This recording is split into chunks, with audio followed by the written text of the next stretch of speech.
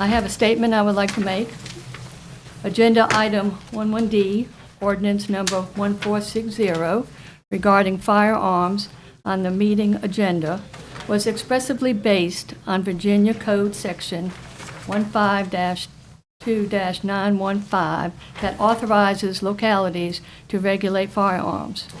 From the vast amount of comments received, it is obvious that the citizens are not in favor of this ordinance. Therefore, the ordinance is going to be removed from the Town Council meeting agenda, and it will not be considered for adoption.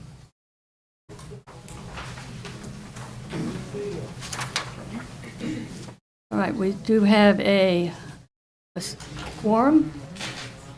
So I'd like to open up the Monday, October 27, 2025, 6 p.m. meeting at the Municipal Building on 150 East Monroe Street, Wytheville, Virginia. We do have a quorum. Please stand for the Pledge of Allegiance, led by Councilwoman Holly Atkins.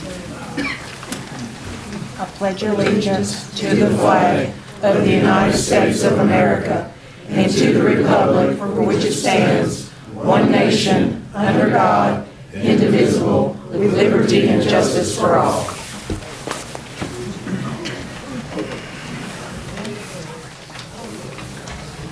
So next on the agenda is approval of the agenda.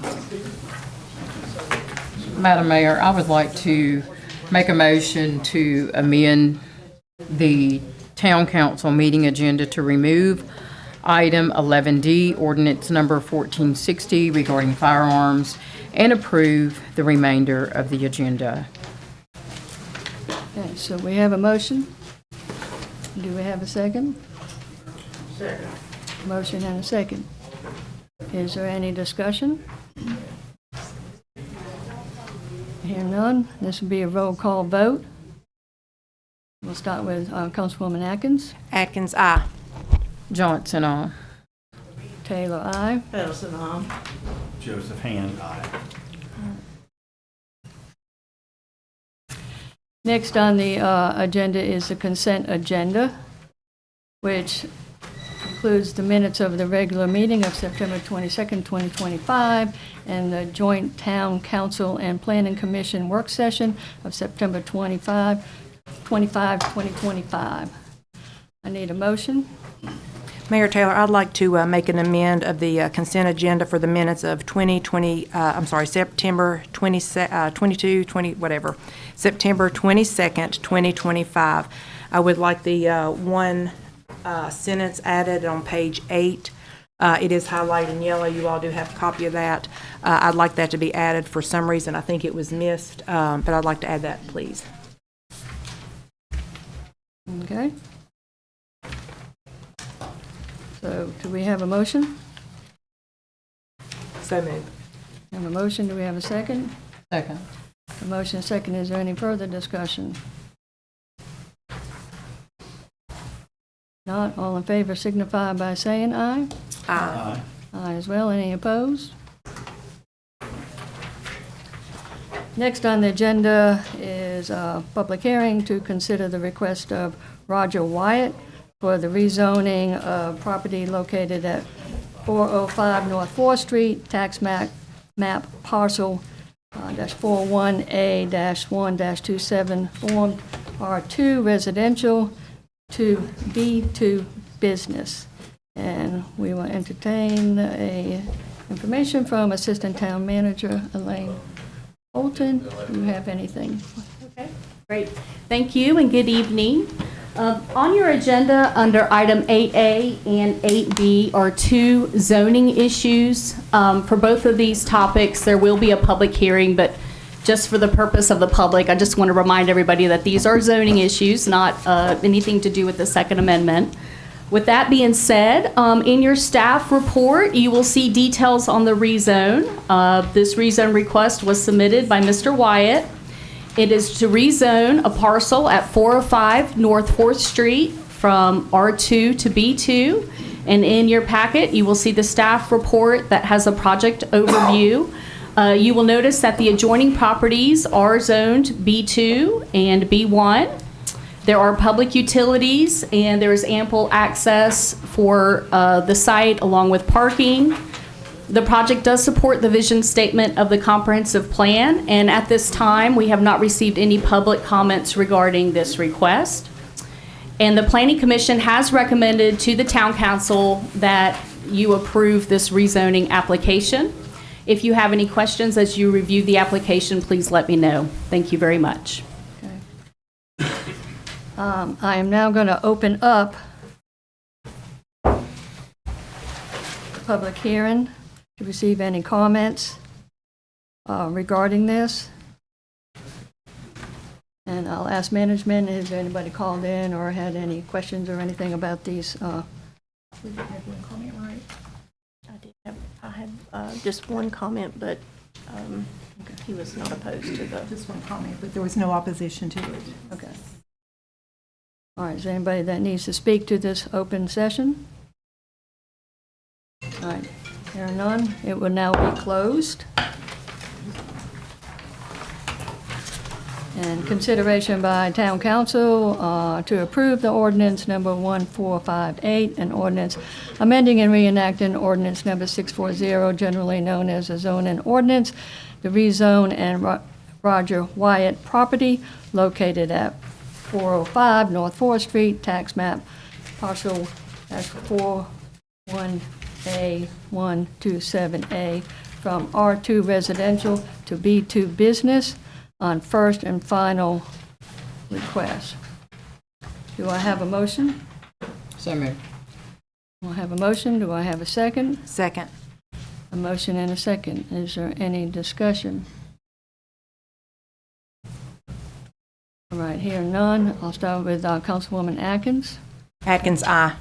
Johnson, aye. Taylor, aye. Patterson, aye. Joseph Hand, aye. All right, so that motion carries. Next on the agenda is a public hearing to consider the request of Kenny Powers for a special exemption permit to allow a homestay use without the host being present, and to allow a use for the wholesale coffee bean rotisserie for property located at 640 and 650 Wesley Highway, tax map parcel -41A-37, throat number 41A 3-14 in a B2 business district. And again, I will ask Assistant Manager to give us any information, please. Thank you. Okay, so in your packets, under item 8B, we do have a special exception use permit request submitted by Kenny Powers for property located on Wesley Highway. In your packets, under item 8B, you will see the staff report regarding the request. The site is actually zoned B2, but the uses that Mr. Powers would like to use the property for are not listed in the B2 zone district. As such, it does require a special exception use permit for him to pursue those uses. And the first use is to operate a homestay use without a host present. The second use of the property is to conduct a wholesale coffee bean roastery on the other side of the building. In your staff report, I indicated the description of the site. You will see photos of the property already has ample access to Wesley Highway and ample parking for the uses. The adjoining properties are zoned B2, and the nearest residential properties are quite a bit of a distance away up on the hill. The comprehensive plan does support the project, and to this date, we have not received any public comment regarding the request. The Planning Commission did vote by unanimous consent to recommend that the Town Council approve the special exception use permit application. And if you have any questions, please let me know. Thank you. All right, thank you. Okay, so I will now open up this public hearing to receive any comments regarding the special exemption permit request. Is there anybody in the audience that is here for that? Please let me know. I don't see anybody here. So we will close open permit. Consideration by Town Council to consider approving the special exception permit to allow a homestay use without the host being present and to allow a use for wholesale coffee bean rotisserie for property located at 640-650 Wesley Highway, tax map parcel -41A-3-7 through -41A-3-14 in a B2 business district. Council, I need a motion. So moved. Do I have a motion? Do I have a second? Second that, Madam Mayor. I have a motion and a second. Is there any further discussion? Right, here or none. We'll start with Councilman Hand, please. Aye. Patterson, aye. Taylor, aye. Johnson, aye. Atkins, aye. And that is approved. All right, so next on the agenda is citizens period. And I think we have several people that would like to speak to that. I'm just going to remind people, please, when you do come up, come to up here to the podium. You need to state your name and your address. We have 5 minutes for each person that wishes to talk.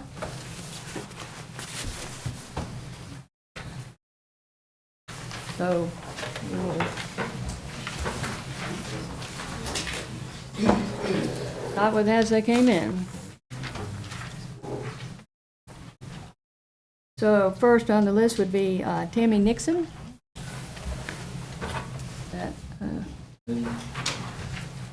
Can you repeat that, Madam Mayor? I don't think that they heard. Tammy Nixon?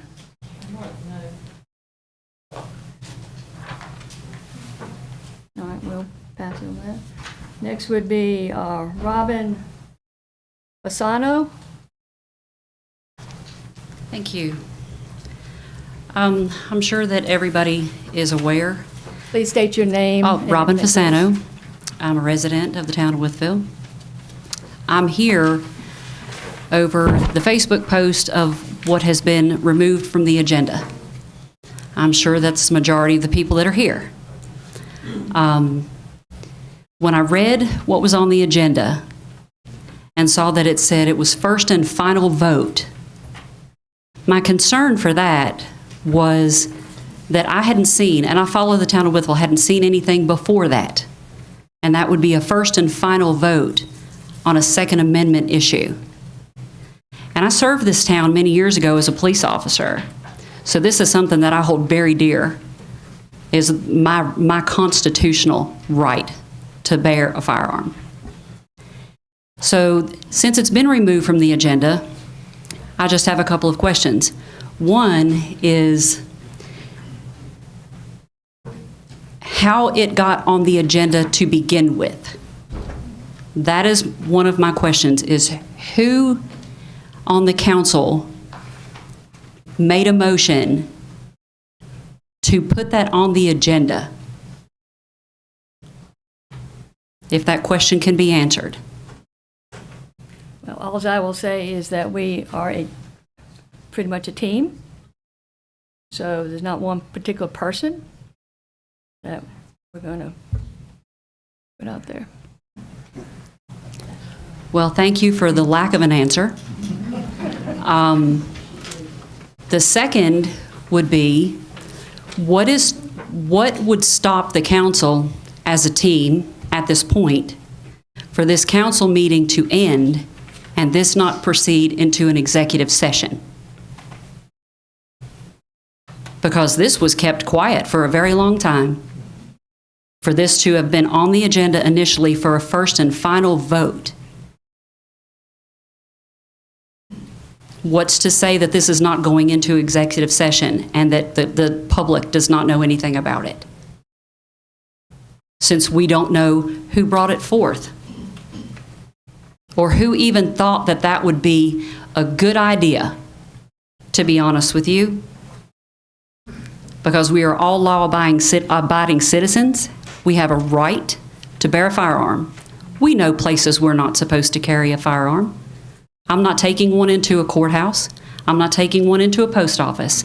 I'm not taking one into the hospital. I'm not allowed to carry one onto my job. but I have a right to carry my firearm, public or concealed. So the fact that it even came up in the town of Wytheville is disgusting. It is disappointing. And I guess since it was presented that this was a team, I'll just go ahead and I'll finish my remark in saying that there's probably a whole lot of people that are going to be watching for when re-elections are taking place, because there's a lot of qualified individuals to take your seat.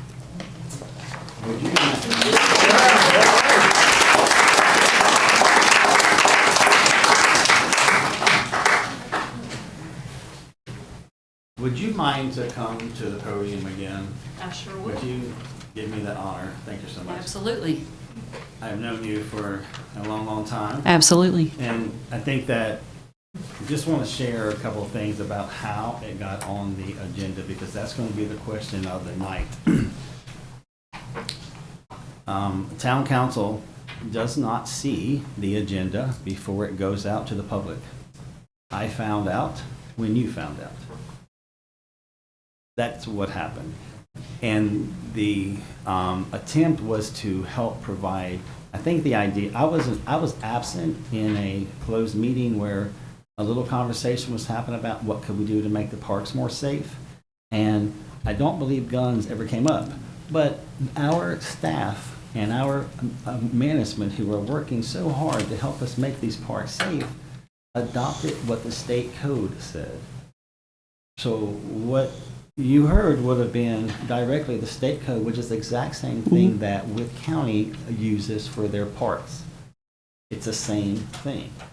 But what shifted, there was a sentence in there that said all town property, and that's where it went awry.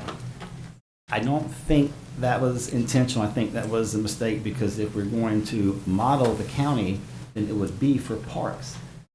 Does that make sense? So, because that's how, with county right now, you cannot have a firearm in a county park. That's already in place for the county. But it was, ideals to come up with some ideals to help our town feel safe. But there isn't a single member on this council who put that on the agenda. And I will stand by our staff. We're not perfect, but they were doing the best they could to answer the questions the way they thought we were asking. So, but we did not intend for this to be on here. I would never vote yes for that ordinance, ever. And I need to make that statement tonight. And after tonight, hopefully, all of us are going to see what is on the agenda before it goes out to the public, because it just wouldn't have happened. So I sincerely apologize if folks have been upset. As far as I'm concerned, it will not be back on any agenda as long as I'm sitting in this seat for the next 3 years, because I haven't heard anything from our chief of police that tells me we need to restrict guns. If my chief tells me that, then we're going to have a conversation. Okay? But I haven't heard that yet. Okay. So I'm sorry that this has happened. I think it was a huge mistake. But that's all it was. It wasn't anything intentional. And I'm going to back my staff. Without our staff, this town doesn't work. These people here, they make the town work. And we all have to show a little grace sometimes. And hopefully, you all can do that tonight with the staff. Well, if I may follow up. Yes. I feel safe in my home with my firearm. I feel safe in public with my firearm. I feel safe at 8 o'clock at night after dark walking my dog with my firearm. When it came out, again, I'm sure you can tell from the number of people here. Yes. I've attended meetings where I was the only one sitting in here. Yes. So that is a concern. And you will have a great show anytime anyone in the town or the county feels that their constitutional rights are being infringed upon. Right. And I love that. I welcome that. Thank you all for being here. Things change because you come out and speak. Thank you. Sincerely, thank you. But there is no intention to to vote on any such ordinance like this, is the way I understand it. So Okay. I apologize. Thank you. You're welcome. I would like to make a statement too, Ms. Fasano. Hi, good to see you. Hi, Thanks for coming good to out. see And you. I appreciate everybody coming out, expressing your concern. I do want to let you know, I was part of the closed sessions. From my recollection, there was never a gun mentioned in the closed session. I was there. I do not recall that, and anybody can correct me if I'm wrong. There was never issue of a gun at all whatsoever. And I will speak out and say I did not ask for this to be on the agenda. Didn't know. I found out about it Thursday too. So I don't plan to, I've never questioned an agenda before. I've been on council 6 years probably, and I'm glad to see the turnout. But I do not plan to micromanage the town manager, whether or not they're interim or whether they're town manager for 20-some years. We've never had I can never recall with my serving that we've ever had an issue. And if it's maybe a critical point, maybe they could pick up the phone, but I'm not going to go critique we get the agenda, and if we have a question, I have reached out to council members before. I have reached out to the town manager, prior town managers, and if I have a question, I ask. If there's a concern, I go look. But I do want to make that clear. I have not asked for this to be placed on the agenda, what's being told and what's being, so, no ma'am. Never once has that crossed my mouth, so thank you. Thank you. Thank you. Thank you all. So, next person who wanted to speak would be Tim Jones.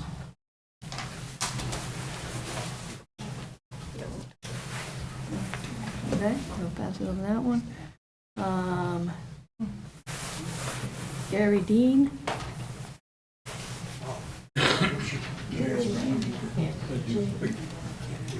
Mayor Taylor, can you speak up? They said you can't hear. Oh, I'm sorry. Gary Dean. Mr. Dean? Covered everything I had to say. Very well.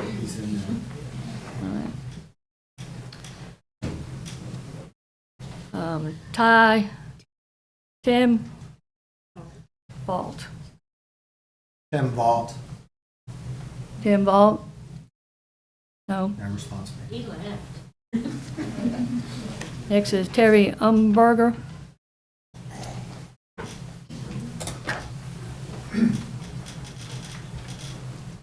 Thank you, sir. I had something besides. My name's Terry Umberger. I've lived here pretty much my life, and I've worked away from home a whole lot too. I've seen things in New York City that we were 5 years behind. I seen green hair when Whipple didn't even know what green hair was.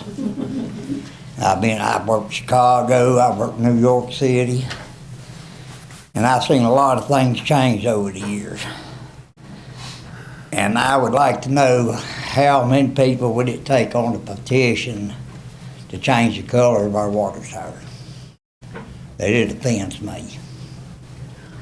That it's like we're condoning the LGBTQ. That we're asking everybody, just come on into our town. That all y'all's welcome. I was born and raised here. When I went through the service, we had red breeches for the people that were a little bit different. And I have nothing against anybody. But in my belief, there's one man, one woman. They're not 57 different genders. And I believe our colors is promoting that. How many people would it take on a petition to get it painted?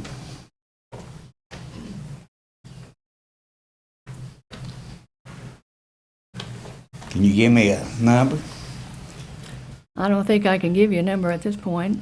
No, sir. But council can have dialogue about it at some point. Well, I don't think that's, I've seen things change, but this is outrageous. I mean, it's like that people trying to force everything on us that ought not be forced. I was raised in the church, and all this stuff was kept hush-hush until the last 15 years. And then it's just gone on and on and on, and now it's an everyday thing. But I don't believe in it. Sir, I'd like to make a comment, if that's okay. That's fine. So when the balloon was painted, it was painted for Chautauqua Festival. It had Right. nothing to do with anything else. I know, but have you noticed the colors though? I just want you to know that the purpose of I know that that was the balloon, purpose of it. it's a Chautauqua balloon, Chautauqua flags are all the same color.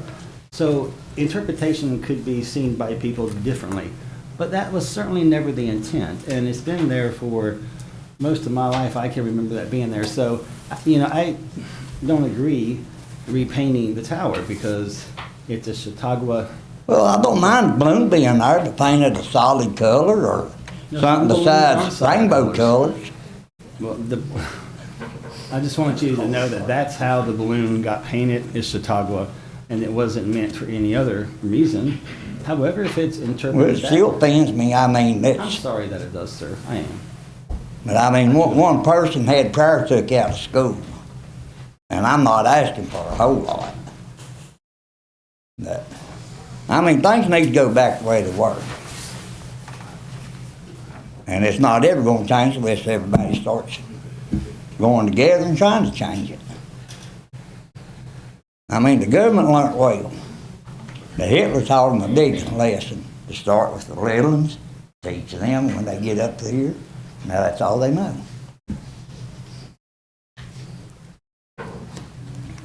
But I'd like to see if anything can be done about it. But I don't know. I mean, I don't know everybody's beliefs, but it ain't right with me. That's all I have. Well, thank you for sharing that with us.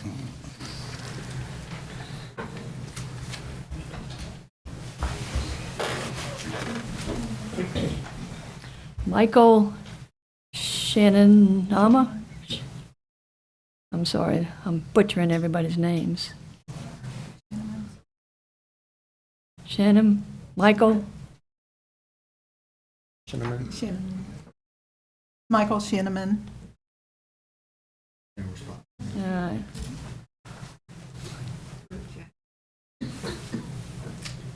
Brooke Jackson? I'll pass, thank you. Thank you. Jane Thompson?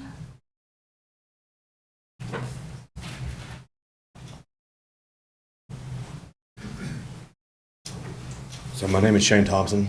I'm not really good at speaking, so forgive me if I get a little bit fuddled here, but I came to talk about the Second Amendment issue myself as well. I think the lady over here spoke things very well. She is extremely eloquent and to the point with everything that she had to say. I spent 5 years in the Army where I was asked to go to another country for 15 months, carry a rifle every single day to protect myself and others and people that were back here at home. I came home to a very strange world where I was expected in many places not to protect myself or those that are around me, and that's a very jarring thing to deal with on a daily basis. Like her and many of the others in this room, I feel safest where I have the ability to protect myself and those around me. I know that I don't live in these park areas. I live right up against the National Forest, and I wake up on days and there are things in my front yard that I wouldn't want anybody to have in their front yard. I've been face to face with things that could kill me in a heartbeat, much less my little girl, who pays no attention to anything outside at all. I know it's not out in the county, but this is just the first step, and it's one that doesn't need to be taken, because any kind of law that is restrictive, I know that you mentioned the parks and trying to keep them safer. When you create a zone that a criminal knows he will not have that extra step of resistance, you're not making it safer, you're making it more dangerous. You're making it more likely for them to be able to get there because you have boosted their confidence and you have removed our ability. There are only so many police officers, and they often have things. I called 911 several years ago, and 6 hours later received a call back asking if I wanted to talk to an officer. That night, a man had pried the door open to the house that I was renting, and I chased him through the woods for 2 hours. So to have the police call me back 6 hours later to say, hey, do you want to talk to somebody, does not paint a very good picture for leaving my safety in somebody else's hands. It's not a good picture for this town. It's not a picture for this country. It's not what I want to know is backing me. I trust our police. I'm friends with several town, county, and state. And I know that they would give their all. I know that they would lay their life down like I would. And I also believe that many of these men and women behind me would also lay down their life if it came to it. And I don't think as a rural town that's something that we need to give up anytime soon. So honestly, I would just urge y'all, if anything comes along and we happen to miss it, stand strong for us, like we'll stand strong for you. That's all I can ask. Thank you. Thank you for sharing that, and thank you for your service, sir.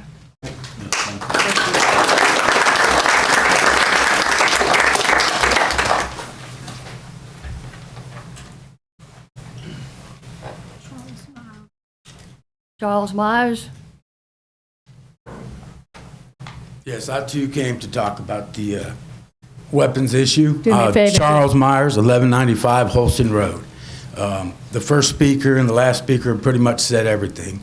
What I'd like to know, Mr. Hand, thank you for saying you're against it. I've seen what you wrote. I'd like to hear what the other voting members think about that. Thank you. I'm Kathy Pattison, and I'm in support of these citizens' rights afforded to them when it comes to guns, period. I'm in favor. I'm Vice Mayor Candace Johnson, and I support the Constitution.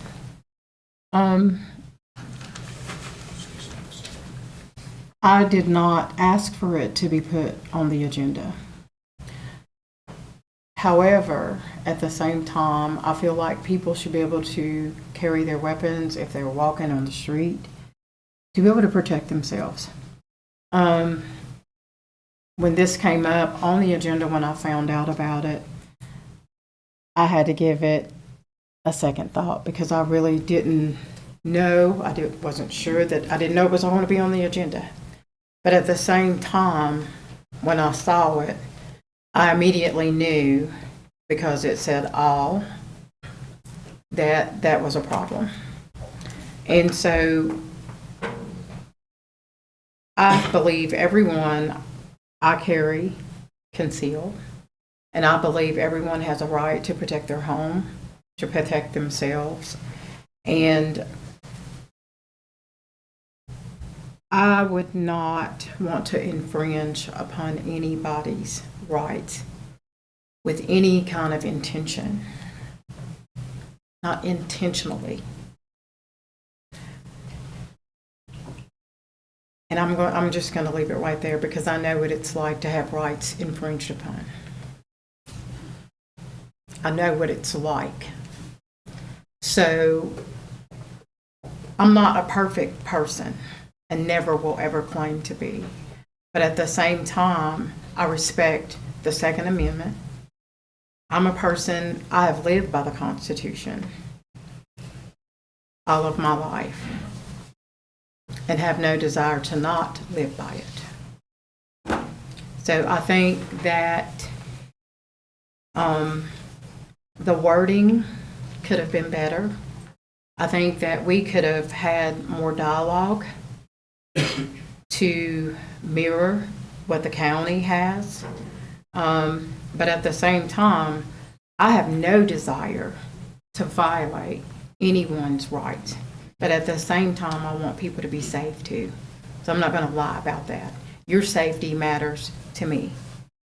Wherever you are in the town of Wytheville, whether you're on the street, but your safety does matter. And that's all I can say. But I did not ask for it to be put on the agenda. I didn't know until later on Thursday. I received a message from someone, and I responded back to that person. I responded back to someone who wanted to call back. But I can honestly tell you that I have no intentions on infringing upon anyone's right. But I want everybody in our town to be safe. And you're right, ma'am, we can be replaced at any point in given time, and I respect that. this is not an easy job. We try to make decisions as best as we can.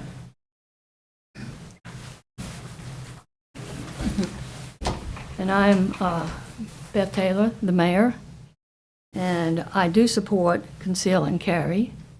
In fact, I have my own. So the way that things rolled out, unfortunately, was not what we all really wanted it to be. And so I think taking it off the agenda and going forward is the way to do it. Next to talk would be Randall Ham. Randall Ham. I live at 390 Wytheville Drive. Madam Mayor, council members, appreciate your time tonight.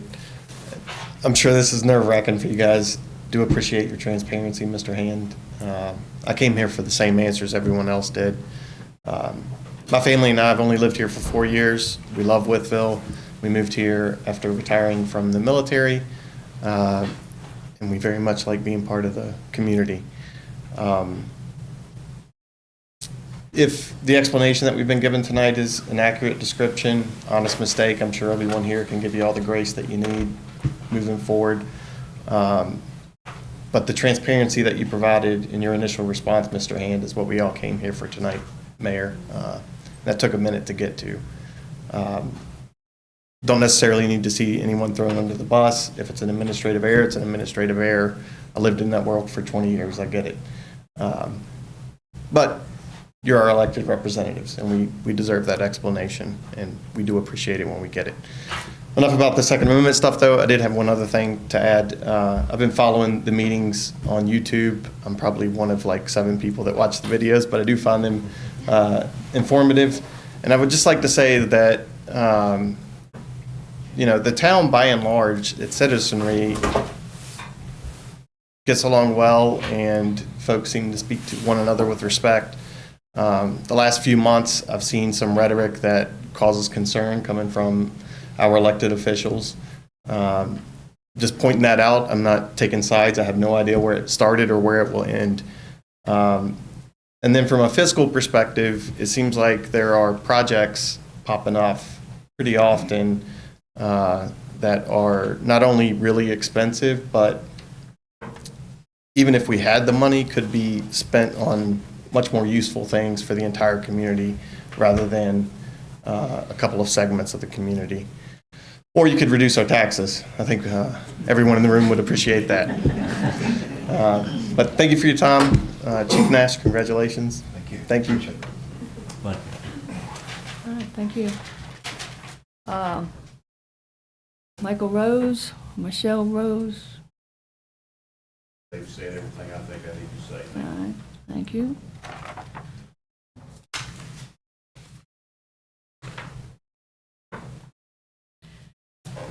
Chris Reeves.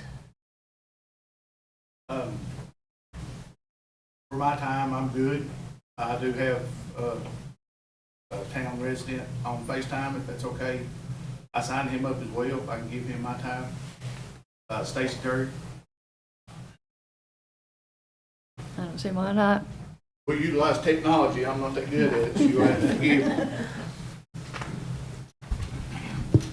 Chris Reeves. I live in Max Meadows. I'm here on behalf of Stacy Terry, who couldn't be here with us tonight. I have a letter that he's written. If you'll bear with me, I'll read it from his words. He needs to state, don't need to state his name and address. Oh, yeah. Stacy Terry, 200 Myers Lane in Wytheville. Can you repeat that, please? Stacy Terry, 200 Myers Lane in Wytheville. Mayor's Lane? Myers, M-Y. Oh, Havens Road. I'm sorry. I'm sorry. I don't live in Wytheville. I'm Max Meadows. Shall not be infringed. These 4 words in the Second Amendment of the Constitution of the United States capture one of our nation's founding principles. The right to bear arms is someone who stands with this principle. I'm committed to protecting the rights of the law-abiding gun owners. Here in Wythe County, in the town of Wytheville, we understand that firearms are tools, and tools that help preserve our safety and our freedom. Our founders recognize this. Ordinary citizens must have this means to defend ourselves, our families, and their liberty against tyranny. Of all the rights protected in the Constitution, only this one, the right to keep and bear arms, is explicitly guaranteed to ensure that all other rights remain secure. These framers understood that a defenseless citizenry is subject to overreach of government. Even though society has evolved since 1791, this right remains unchanged. I believe strongly that it remains so without intrusion, and the right shall not be infringed. Tonight, I speak on behalf of Stacey Terry. I believe the proposed ordinance 1460 listed in the agenda under action item D represents tyrannical overreach of this council. It is a subversive attempt to sidestep the Constitution, is exactly the reason that the Second Amendment exists. Local government must protect the Second Amendment, not undermine. The measure, like Ordinance 1460, that limits the rights of law-abiding citizens and gun owners, is not the answer to improving public safety. If we are to combat violence, the answer lies in law-abiding men and women who are willing to stand for peace and, if needed, to meet violence with superior resolve. By placing this ordinance on your agenda, the council has lost the trust of people it represents. The trust is essential for effective leadership. I believe that once again, this council has proven they do not have the people's best interest at heart. Late Saturday, October 25, 2025, at about 11 p.m., the town manager posted on Facebook that all 5 members of this council support the Constitution. But to be clear, someone here does not. This item should never have been allowed on the agenda. We, the residents of Wytheville County and Wytheville, demand 2 things: truth and accountability. And I've submitted, and I know others have as well, Freedom of Information Act request to determine who is behind this action item. As a reminder to all sitting behind the desk, you work for the people. It is past time that you start acting like it. Will a member of this council who initiated Ordinance 1460 please rise and acknowledge the responsibility? Thank you. Stacey Terry. You good, Mr. Terry? Is Mr. Terry on the phone? Yes, sir. I would like for him to hear my comments. Can he Yes, sir. hear me? Can you hear, Stacey? Can you hear? Yes, sir. Yeah. So I think it's been very clear, spoken here tonight, that 4 of the members of this council have stated themselves that we did not know. So that's just where it ends. There, we said we didn't know. So continuing to say that is no longer appropriate. When you have heard 4 of us say, we did not know it was going to be on the agenda, we saw it when you saw it. So it's not a responsible thing to do to continue making statements that just aren't true, sir. I beg to differ. As an elected official, you guys are responsible to know what comes out on your agenda any way you slice that up. Clearly, somebody knows it's on the agenda, and it's there for a purpose, and it's there for a reason, so someone knows. So you can spray whatever you want to spray it, but somebody knows it's there for a reason. Well, if you had heard... I mean, it just didn't magically appear on the agenda. And nobody said it magically appeared. What happened is... But no, everybody said that everybody has just stated that nobody knows anything about it. Nobody wants to man up and take responsibility for it's the issue. Because it's not the council's responsibility to take, Stacey. You need to listen. It was the management who made the mistake. That's what happened. It should not have gone out. It was a mistake on the management's part. And I'm not throwing my management under But why did management put that on the agenda if it wasn't discussed by council? There was never, ever a discussion by council concerning guns. The discussion council had was how to make our parks more safe. It would make sense that the town staff would adopt the county code for the guns in the park. The county has the exact same code. So it just made sense for her to try to give us something. But there is no conspiracy. And I'm just sick of hearing that. And I'm going to be straight up. It's a lie. We did not know. And you're just going to have to let it go. You can bark up that tree all you want to, but there's nothing there. And you have been disrespectful to the council over and over and over. Next time, I want you here in person.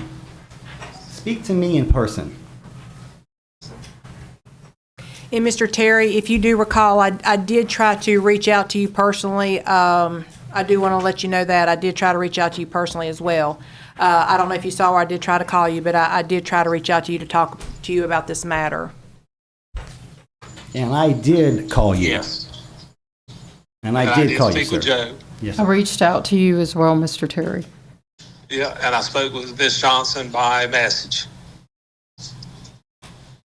But it ends tonight. It ends because it was a mistake, and that is all it is. And it will not go beyond that. That's where it ends. Because we And said that we're I sorry we appreciate. didn't know about it, but it did, and nobody here supports that. We've all said we don't support it. I would like to make clarification. I don't know if it was actually a mistake. I don't know if it was actually a mistake. I don't know. But we do not see the agenda. Like I said before, in past years of my 6 years, whatever on here, we have not seen an agenda prior, to the best that I recall. Have we, Ms. Corbin or Mayor Taylor, have we seen, has the council seen the agenda before it comes out? Can you speak to that? Yes, ma'am. Normally, the council doesn't. I go over the agenda with the mayor before it is sent out. So it is discussed with the mayor before it goes out. But no, it does not go out to all the council members. You know, we can have some discussion and dialogue maybe if that's some that we want to do, but I just think it's odd that I've never seen it before, and then, you know, like I said, I didn't see what it was for except when Thursday, when I came by, picked up my packet, and I didn't look at it till later on that night, until after I started getting a message. I'm not gonna look at it while I'm driving home, so. And that does follow our town council rules of procedure, how the agenda is handled right now. Follows the council's approved rules of procedure. That the agenda is discussed with the mayor, shown to the mayor. And that was followed, right? Yes, ma'am. And there will be a request to change that, because in order for me to serve, I will have to see that before it goes out. That's how we serve, and Well, that's I would not like to a have big some change. dialogue about to see, you know, I'm not gonna say adamantly, right now, I'm ready to change it, because that, to me, that's micromanaging. We've not had a problem before, No, but that's up we to can you. have. I'm just telling you, Yeah. I will have that before it goes out. That is my requirement to serve in the seat.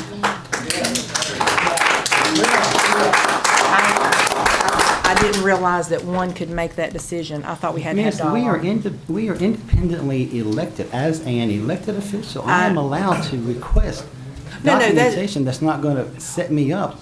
This is, No, sir, that's fine. I mean, you can, but I just say, I didn't think one of us could change the rule. I'm sorry, I I'm must have not changing the misunderstood. rule. Right. I'm just saying, I Right. will see it. Yeah, I said I'd like to didn't have say I dialogue, would right. change it. I said I would see it. Yeah. Yeah, And that's then- fi- I mean, and that's that would fine. help us all. Dialogue's great. I mean, we would all Dialogue's be great. better informed, but staff have done an outstanding job. I just want to thank them. I know this has been so stressful for them, but I don't believe in my heart for a second that they intentionally did anything wrong. I just don't believe it. If I did, I would tell you, but I don't believe that. So thank you for your patience and your kindness, and but moving forward, the council's going to know what's going to be on the agenda before it's sent, and that's going to help all of us move. We're trying to improve. Everything like this, it gives us a chance to grow, improve next time, right? So we're getting better, and we're trying. But no one in this room is against guns. I have 8. I got my first gun when I was 12. I love to shoot, right? So I think there's a lot of Same people in this here. room that have guns and who are passionate about that. And this ordinance was not an attempt to take away your guns. It was an attempt to protect the parks. That's what it really was. That was definitely the intention. That was the intention. So Thank you. Thank you. Ms. Corbin, I Thank you all. and our staff, I do support our staff because they do work hard. They have to, they're dealing with 5 people, and they work hard to try to make sure that we are prepared, that we are informed, and I do support our staff.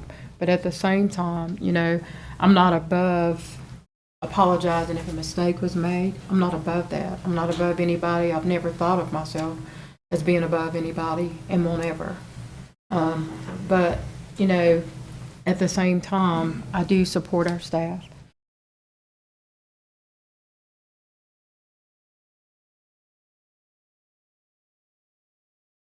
good? Yes, ma'am. Sarah Robinson? Sarah Robinson?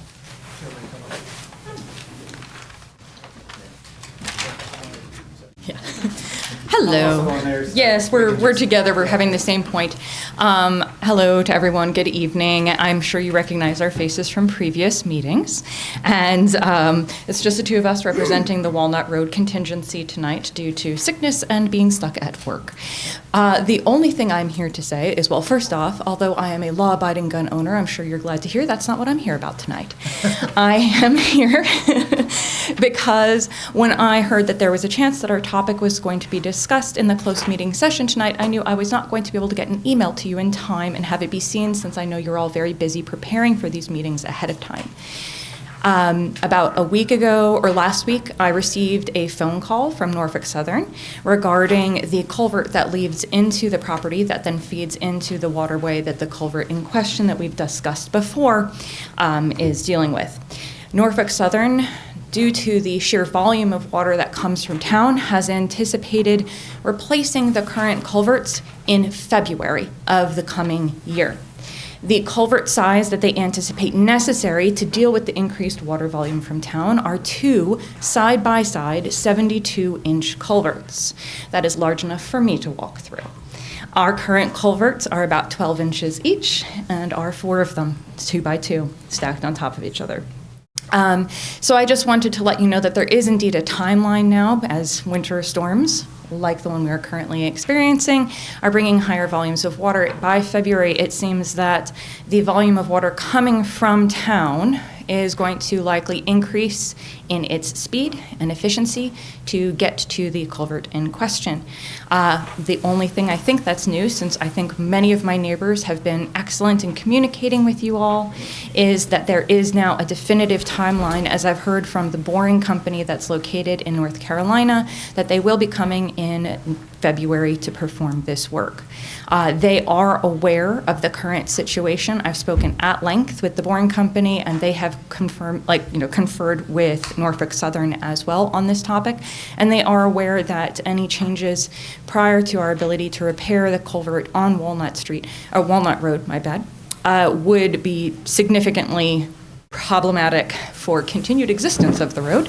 And so I just would like to share that timeline with you, and that is all I have for this. Thank you so much. Thank you for the update. We appreciate it. Thank you. All right, next is Tim McCannon. Tim Monahan? Tim Monahan? No? Okay. Stacy Terry's already had his play. Bill Layton. Bill Layton.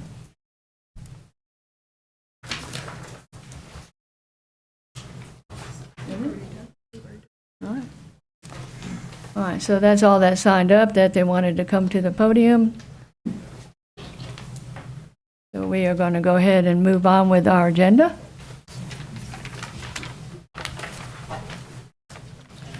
So next on the agenda is a presentation by the town council.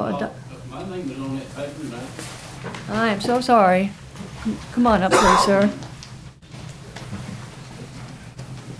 Because we have like 8 papers, so I apologize. I'm Kenneth Rowlett. I live at 200 South 12th Street here in town. I understand about the park safety, and I'm not going to be redundant because we've heard enough. I will give you a short story about something here in a minute. What I want to add for your park safety is the number of homeless people in Wytheville. I have a vacant home beside my house. It's run down, but they camp out on that back porch all the time.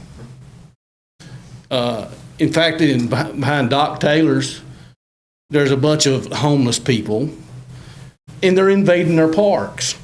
If you want to talk about park safety, well, let's look at the homeless people there. I'm gonna give you a story, and this actually happened here in Wytheville. My wife, I have an antique vehicle I've been restoring. It was my grandpa's. It's been in the family ever since I was a kid. It's a 57 Chevrolet. I have numerous people pull up in my yard wanting to buy the thing all the time. We had a gentleman, and I use that word loosely, followed my wife to a bank, to True Alliance Bank, watched her get money out of the bank, followed her to another bank to make our house payment, stayed in his vehicle and watched her in that bank. She tried losing him through town, followed her all the way through town, and pinned her in at a beauty salon. She reached in the door pocket, started to pull out a 9mm. He threw up both hands and said, oh, I just want to know if your car's for sale. But I'm going to tell you, if it had not been for that gun, he would have not, that may have been his reason, that may not have been his reason. A criminal does not know boundaries. A gentleman from my military has explained that. And I'm concealed carry. You have a matter of seconds to making a decision, life or death decision. It is known, a known fact in mass shootings, that when an active shooter faces opposition, it's neutralized within 3 seconds or less, with minimum casualties. I'm not wanting to kick a dead horse. We've established this, we come to agreement, but if you want to make our parks safer, let's focus on, one, the drug activity in Wythe County, two, the amount of homeless people that have congregated in our town. Amen. Folks, I just wanted to share that story because that actually happened to my wife here in your hometown. Thank you, sir.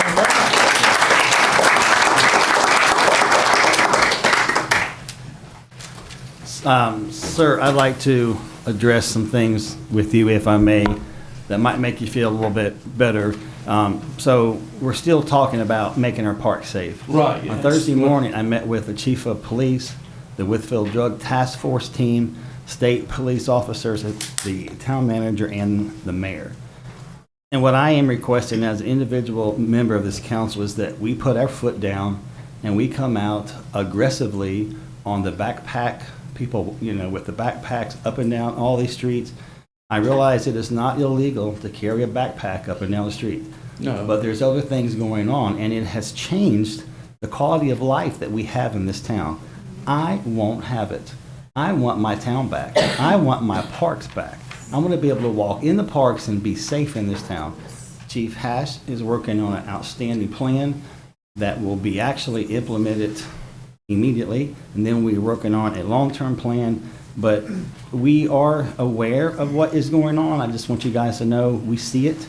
We're not okay with it either, and we are going to get as aggressive as the law will allow us to do. And if people from out of town are here to eat, stay for free, don't bring all the nonsense that you bring, because we're not going to tolerate it. And we're going to send people to jail, get them out of town. But the culture has changed, and there's a bigger conversation to be had about this soon. But just for tonight, I want folks to know, I give you my word, you will have safe parks. I give you my word, in this seat, your parks are going to get safe. I want my parks back. And that's my intent. With that being said, too, with the homeless thing, we have a halfway house or something across the street from ours. I have to come out my backyard and smell pot all the time because they step out. I don't know if they can have it on the premises or whatever. They come over to my privacy fence, and they sit there and light their joints up. And I can't even hardly go out in my backyard without being able to breathe fresh air. That's another reason I brought up the drug issue. That same car, that same 57 Chevrolet that I was talking about, my son-in-law was swinging my granddaughter in my backyard, right? We had a guy come and start rummaging through my car. this is gonna be comical, but I'm gonna tell you anyways, because Aaron, he's kind of country and he's slow speaking. He come down there and he said, "Can I help you?" And the guy said, "Oh, I thought the car was for sale." And Aaron said, "I don't believe it is." That's the way he talks. He said, "Well," he just stood there. And finally Aaron said, "I believe it's time for you to go." But you see what I'm saying? They're not only just staying on vacant park. They're starting to rummage in my stuff. And if they're doing my stuff here in town, they're also doing it to other people's stuff. And so, yes, park's great. But we need our whole town looked about. Not just one. The Withers Park, if I was going to walk my dog, or my wife, my granddaughter, or my daughter, walk a dog over there in that park, absolutely they'd be carrying. Because I want to know that they're safe. Because the riffraff and stuff that's coming in this town, it's got to stop. It's got to stop. Is there any way, go ahead, I'm sorry. Go ahead, y'all can clap. Is there any way that you can contact Ms. Corbin and let her know just more in depth of some of your concerns, and that way her and Chief Hash can get together, and if you know of other locations, and that apparently you do know of some other locations, and that way maybe they can look more into it. Don't have. Well, I know the Section 8, not saying that everybody knows low-income housing is bad, but before we had the homeless people, one of the issues we have is, you can watch drug deals go and take place in front of my house. It's prevalent, and it's coming from the Section 8 housing over in that area.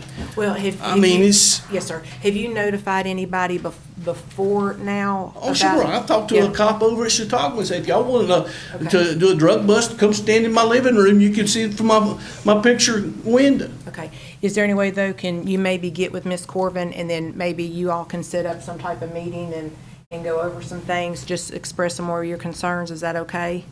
Sure. And you could just reach her, through the town.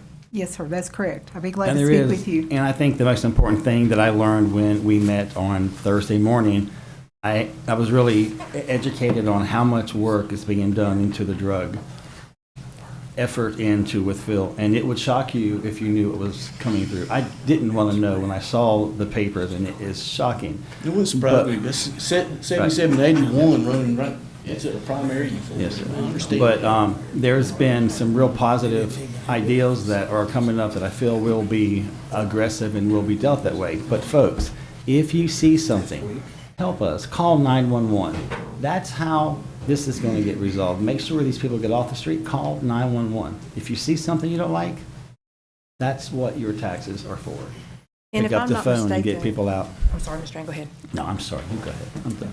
And if I'm not mistaken, we did, and I don't want, I'm sorry, bless you. I don't want to speak for anybody, but if I'm not mistaken, didn't we hire like an extra investigator, drug force this year?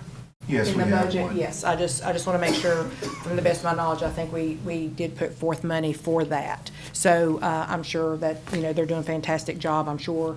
And, like I said, we did put money for that. And not throwing anybody under the bus, but you got Open Door handing out tents for these homeless people. Yeah. Promoting for people to. There was a lady, a man told me at work, there's a handicapped, an elderly lady that broke her hip in this town. All right? She was put in rehab in a nursing home. Just to come home to her home, she couldn't even go back after she was released to move back into her home because she had a squatter. And she had to wait 30 days or whatever the X amount of time for the people to leave out of her home. I mean, come on, it's. We're supposed to have a campaign. They're handing out and advising them, hey, take up residence in these abandoned homes and things. They're instructing them to do that. I'm sorry. Well, no, I appreciate you bringing your concern, and like I said, do you have a business card, Sherry, Ms. Corbin? Not with me, I don't. Or like I said, just call the town office and maybe y'all can work something out, and maybe meet Yeah, that'd be fine. Chief Hash, and see and try to resolve some things, and give him some different areas. I'm sure it's just not one section, it's probably different ones, but, give him some of your Well, ideas and things. It's the complete town. Like I said, it's not just your parks. It's the complete town that's being impacted by all this. That's why I brought that story up about a man following my wife through town. It wasn't just at a park. Well, I appreciate your concern. Thank you. Thank you very much for sharing that with us. Did I miss anybody else before I? Can I say something, man? I drive for transit. It's got to do with the homeless. You just have him come up. Come on up. I drive for Mountain Link. Again, your name? Terry Hamburger. Now, I drive for Mountain Links, the little blue buses that runs around town. You wouldn't believe it, the people that we move. From Open Door to Motel 6, Open Door to Travel Light, down to America's Best. Every day we're taking homeless or, I mean, the bus has got to hold back enough to put 2 wheelchairs in. We've had enough stuff back there, you couldn't put nothing back there, moving people from one place to another. And, I mean, it's sad that we run 5 buses and we lose so much time of moving these people around. And it's cutting the service that we give to some of the other people. That we do with wheelchairs, we do handicap, and these homeless people, they wearing us out. And, but I mean, I don't know what the cure of it is going to be, but it's interfering with, what service we give. Today, I had to pull a bus and had to go to Westwood and let people out to come back and get the people that was going to get on the bus because there wasn't no room. And they're actually carrying like stuff on the bus, not These people comes with a whole wagon and want you to put their wagon in the back of the bus and take me here and take me there. Isn't there, and I could be wrong, isn't there not some type of, and you might have to check with them, but, and like I said, I could be wrong, so there may be so much of an part of the aisle that you should not take up in case of like a fire or emergency. Yeah, but we're supposed to be the service for the people. And I had a lady down at the bottom of First Street. If y'all know where Marshall and First Street is, it's right in the dip.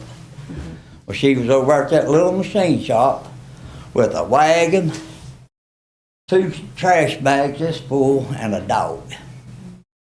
And she said, "Can you take me so-and-so?" And I said, "No, lady, I cannot put that much stuff in the bus."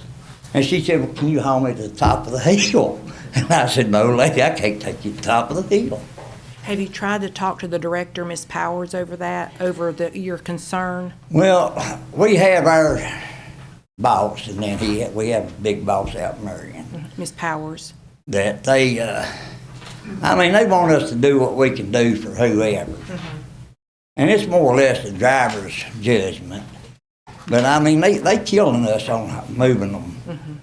I mean, we haul probably more people that's homeless than we do people out of housing authorities. And it's mostly just, we're wasting space and wasting time. That we have a route that we run, and you have certain places, certain times you're supposed to be. Well, if you load all this stuff and take them here and take them there, well, you get behind and you don't get caught back up. But I don't know, what the solution is, but So maybe they we need to can go have- somewhere. Maybe we can have some dialogue with District 3 and just see where that goes. Well, that would be probably a good thing because, it's getting, and the people sit there buying bums at Walmart. Well, they don't get no money up there. Well, take me down to Rural King. They go down to Rural King and say, "Well, I'm not making no money here. Take me up to the top of the hill." We're sorry, we get you. Thank you for sharing that with us. But something needs to be done one way or the other. As I said, maybe we can have some dialogue with District 3. We do have a representative. I can't remember who that is exactly. Mr. Hand, maybe he could bring that up to Ms. Powers or something. Yeah. Thank you.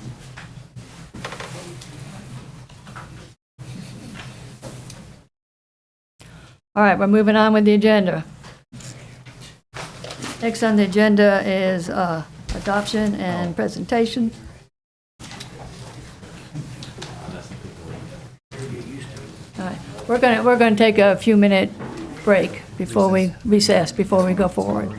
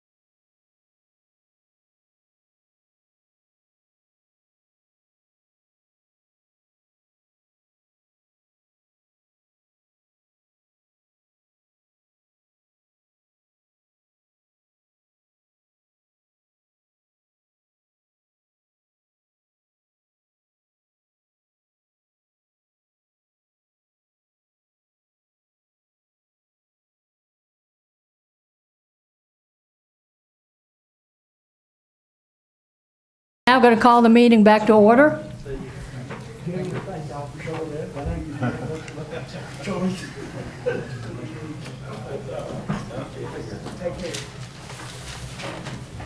So next on the agenda, we'll hear from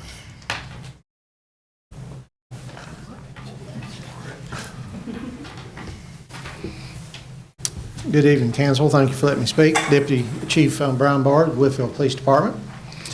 I'd like to just take a few minutes of your time to bring up a proposal to Town Council about enhancing public safety in Wytheville's growing public spaces. Wytheville is thriving, very much evident tonight. I love seeing this crowd tonight. It was wonderful. It means our town is alive and people have concerns, and it's great seeing everybody here. But Wytheville is thriving.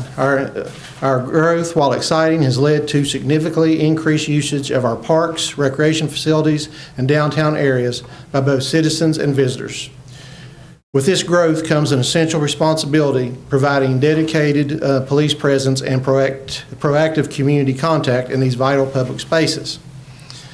The challenge that we face, high call volume, sometimes limits proactive patrol.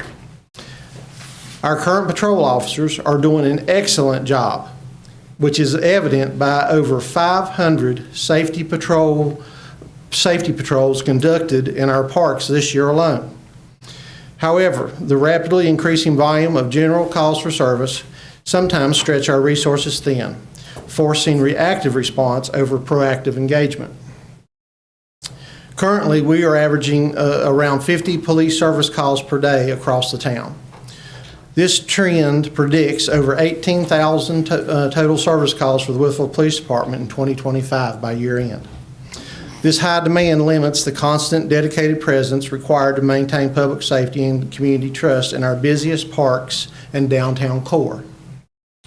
The solution that we're proposing, a dedicated law enforcement park police patrol.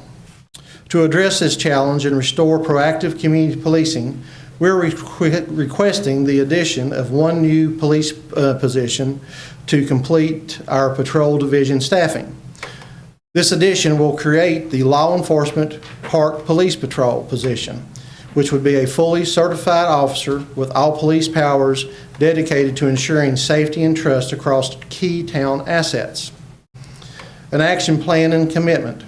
This new officer would be sent to the academy this January. This would bring our total academy class to 7 officers, all who would be committed to the town under the 3-year contract they have signed. This would fill the 6 open positions we have, and by adding the additional Park Police Patrol officer.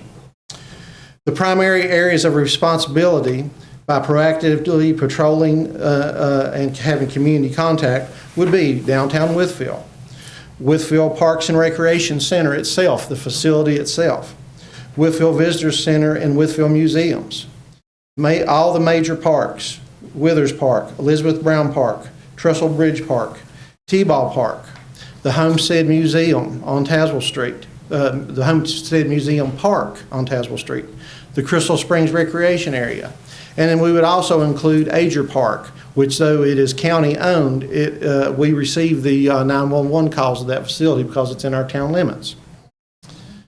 So in conclusion, this dedicated position is an investment in public safety, quality of life, and community trust.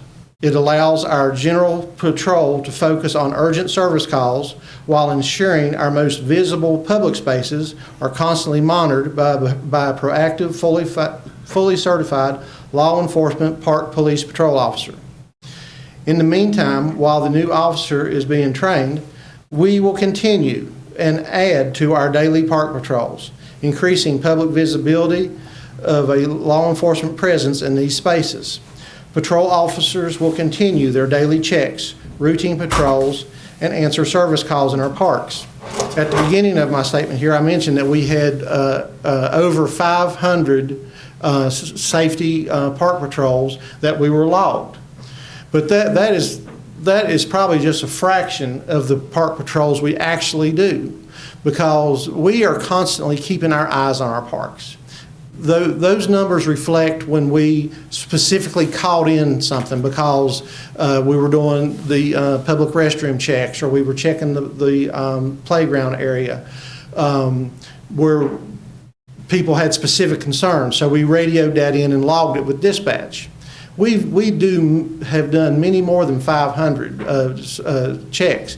The chief of police, myself, our captain of patrol, our lieutenant over staff, all of our detectives, all of our police officers that are on patrol constantly keep our eyes on the parks. And if we see something, we do something. So what we're asking is that now is the time to act by adding this new position in the middle of the budget year. We can send our new officer to the police academy to receive the required training during the winter months and early spring when park usage is lower than in late spring, summer, and fall. So we can either transfer an existing officer or one of our new hires into this position in July when the academy graduates. And what I mean by that is that one of our existing officers may say, that sounds like a pretty good position within the police department. I think I would like to have that. And one of the new officers would take a patrol position. But at the same time, you never know. If this is approved and we advertise this position, a fully certified Virginia State Park police officer may see our ad and say, I think I might want to go work for the town. And that would be great. And immediately being able to get a return on our investment for public safety immediately. We wouldn't even have to wait for somebody to graduate the police academy if somebody like that would apply. Over the current budget year, we have had several unfilled vacancies from retirement or officers that have moved to another department. By having these vacancies, this will greatly reduce the budgetary burden on our salary budget line item to fill this new position. Where we've had vacancies throughout the year, that leaves money in our budget left over to where we could, it won't hurt so much to add a new position now, here in the middle of the budget year. Thank you for letting me speak, and I'll answer any questions you may have. I appreciate you bringing this to council, but I can't speak for council, but I think that council would like to at least get together and have some dialogue about this in the very near future. Yes. But council, you have any questions? Anybody else want to go? I would like to have further dialogue and discuss it further. And we would need to do that before the school starts in January? We would need. Right, so we would have a couple months. But you've got to advertise, you've got to interview, and you've got to hire, and the school starts in January. So here we are at the end of October. We have a position open now that we are taking applications for, and hopefully we would get several applications in to where we could fill both of those positions, our current vacancy and if this new position is granted. All the new officers that we have hired is to get our patrol staff back up to full staff. Mm-hmm. So that's why we're requesting the addition of this extra person. I like your concept, I really do. Thank you, ma'am. That's going to help make our parks, all parks and all museums and all recreational areas safer. I love it. I love the concept. Thank you. Our parks are growing. We're drawing people in. And this is something that we have talked about on the backside for a couple of years, that the way they are growing, that it just makes sense to have a park police because of these facilities. How often do you patrol Crystal Springs? Not as often as we would like, but the sheriff's office does help out. They make patrols. They patrol all the county roads. That's a county road going to it. Yes. But I would like us to be there more than what we are. Can we have a work session prior to our next council meeting? Do we have enough time to advertise that so that we can have some dialogue about it? I would like to hear more about it. And I do know that you've got to have your, I think you got to have your calendar done by the 15th of December, am I correct? I'm sorry? Your calendar and your registration for the academy. Yes. Do you have to have all of your entries turned in by the 15th of December? Am I correct about that? I believe so. Yes. Okay. So on who you're going to send. Yes. So if we can have a little bit more dialogue, if we can do a work session prior to our next council meeting, if we have enough time, can we do it? Is anybody opposed to that? No. Meet at 5:30? 5:30? And what date would this be on? November 10th. And you have till December 15th. Till first of December. Okay, so that- And so hopefully we will be getting several applications from the one position we have advertised right now. So hopefully we'll get enough that we'll be able to pull 2 people from that. There was conversation that morning about a narcotics dog as a possibility. It's a really exciting thing to talk about. I'm not sure we're ready for that, but you might, if you would consider sharing some information with us about that when we meet. Okay. Just because that would be something that we might need to consider in next year's budget. Because what I found out is, why I was so educated that morning, is that the towns that have narcotics dogs, what percentage is the drugs different? I mean, it's like significantly different. It does reduce. I don't have any exact numbers for you here in front of me, but it does have a positive community impact. Yeah. And you can walk dogs around hotels and motels, and we have a criminal blight ordinance that has teeth. I'd like to see all of these things go together. And with that dog, that could make that powerful. So hopefully that'll be a good conversation that we can have a little bit down the road. Yes. Thank you. And just one more thing, just one thing, that our citizens are our best source of information. And we really promote, if you see something, say something right now. Say it right now. Call 911. That's why we have 911. You can call anonymously if you want to. It's great that people come out and talk and tell us things, but when we find out about something 2 weeks later, there's little you can do about it. So we really encourage our citizens, see something, say something, call 911 when it's happening. That way an officer on patrol will respond immediately. Like I say, 2 weeks later, thanks for letting us know about it, we'll keep an eye out. But we can do something when we are called immediately. Thank you. And I do have a couple, I didn't want to interrupt anybody. And you can call 911 anonymously? I Yes. didn't know that. Okay, Yes. that's good to know. I did want to check, I do know, or I think that the bike patrol, is that still going on? I know with the parks and things like. They just graduated from the Cardinal Police Academy, and we used the bike patrol during the Halloween event. We are somewhat short-staffed right now, so we can't just dedicate our bike that's patrol fine. officers to that. I thought we maybe had implemented that. Yes. I do know Chief Hash and I, or we had mentioned before, we were up to full staff, because I know I worked hard on that. But so we're down some. Right, we had two retire. Okay. And we had 3 leave our agency for higher salaries and take-home cars. That's and we fine. had 1 leave. Law enforcement wasn't his thing. No, that's fine.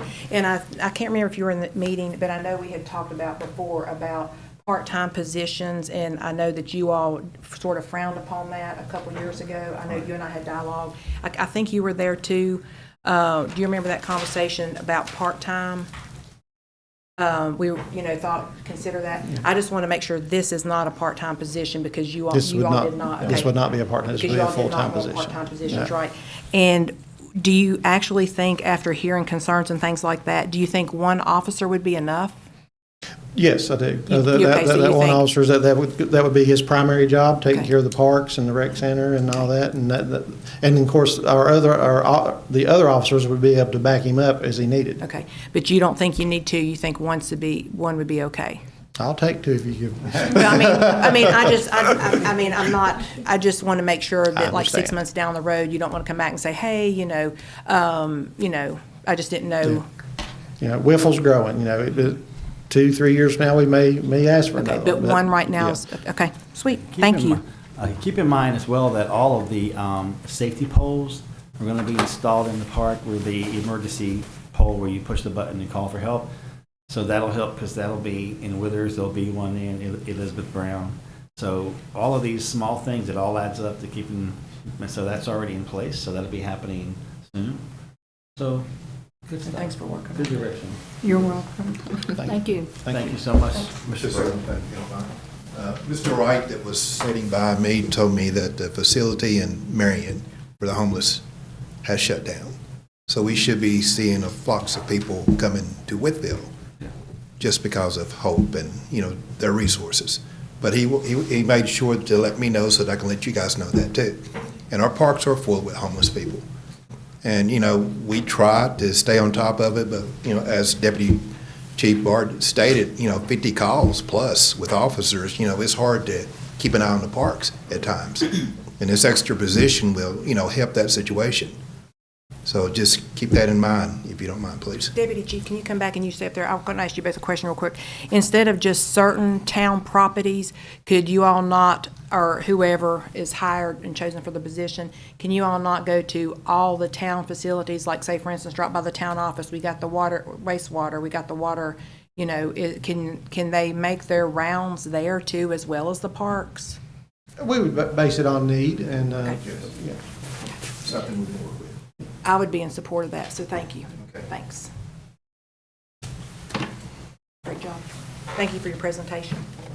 Next thing on the agenda is adoption and presentation of a resolution to Police Chief Joel Hash, recognizing his 40-year work anniversary with the town of Wytheville. I'll need a motion, please. So moved. Do I have a motion? Do I have a second? Second. A motion and a second. Any discussion? All in favor signify by saying aye. Aye. Aye as well. Any opposed? All right.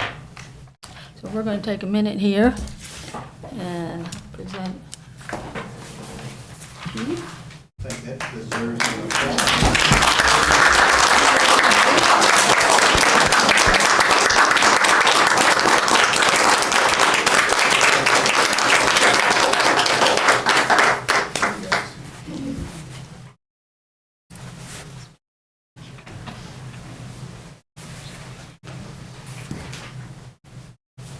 I'm going to let you hold that while I do this, okay?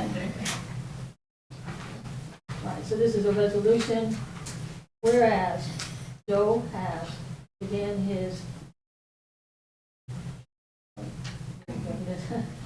distinguished career with the Wytheville Police Department on September 16, 1985, when he was hired as a parole officer, and whereas through his commitment to public safety, professionalism, and management, Joel Hash earned a series of promotions reflecting his loyalty and service to the community. And whereas he has promoted to sergeant on May 26, 1993, first sergeant on October 17, 2006, to lieutenant on March 13, 2008, captain on January 30th, 2013, and to deputy chief on May 1, 2017. And whereas on April 10th, 2020, he began serving as an interim police chief, providing steady guidance to the Wytheville Police Department during a time of transition. And whereas on July 13, 2020, the Wytheville Town Council appointed Joel Hash as Chief of Police, recognizing his integrity, experience, and unwavering commitment to the citizens of Wytheville. And whereas throughout his 40 years of service, Chief Hash has exemplified the highest standards of law enforcement, earning the respect of his colleagues, the goods of the town council, and the trust of the community he has faithfully served. And whereas Chief Hash's career stands as a testament to his dedication to public service, his leadership within the Wytheville Police Department, and his enduring impact on the safety and well-being of Wytheville's residents. Now, therefore, be it resolved that the town council of the town of Wytheville, Virginia, officially commends and recognizes Chief Hash for his 40 years of outstanding service in the town of Wytheville and expresses its sincere appreciation for his devotion and commitment to the town of Wytheville and its citizens. Be it further resolved that the town council expresses his heartfelt thanks to Chief Hash for his exemplary commitment to public safety and distinguished career in law enforcement. Adopted this 27th day of October 2025. Mayor, happy birthday.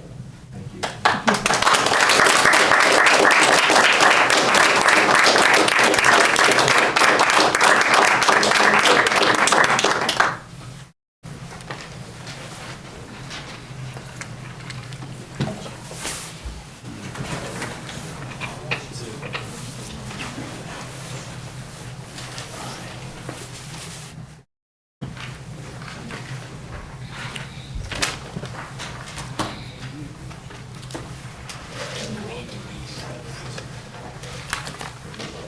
Figure out where we're at here.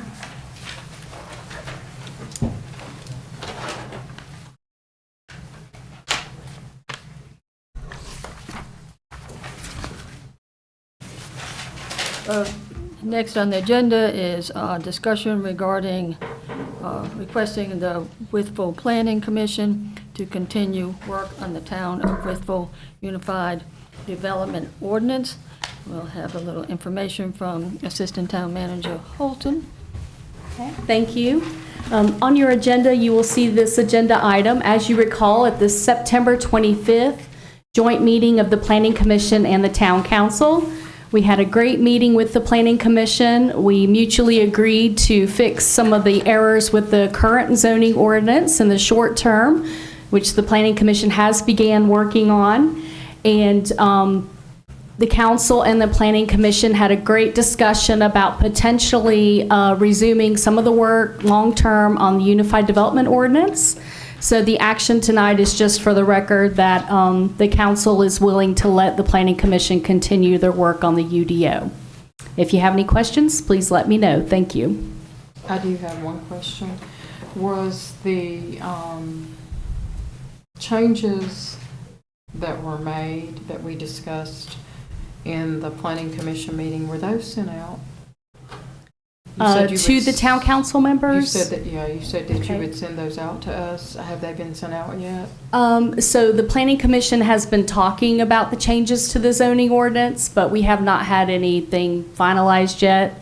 Are you talking about the draft of the UDO? Okay, so when we were in the last Planning Commission meeting, I asked if you could please send out copies of the information that was removed from the original version of the UDO, and so that it would help give us a better understanding. And you stated that you could provide that. I just wondered if that had gone out yet. No, I have not. I apologize, but I can do that. We're actually at version 7 of the UDO. So if I'm clear about the request, would that be the draft where the major pieces, the new zone districts, were removed? Okay. That's probably the version that you're wanting, is when we decided to sort of scale it down shortly after January. The original version, there was an original version when this all started.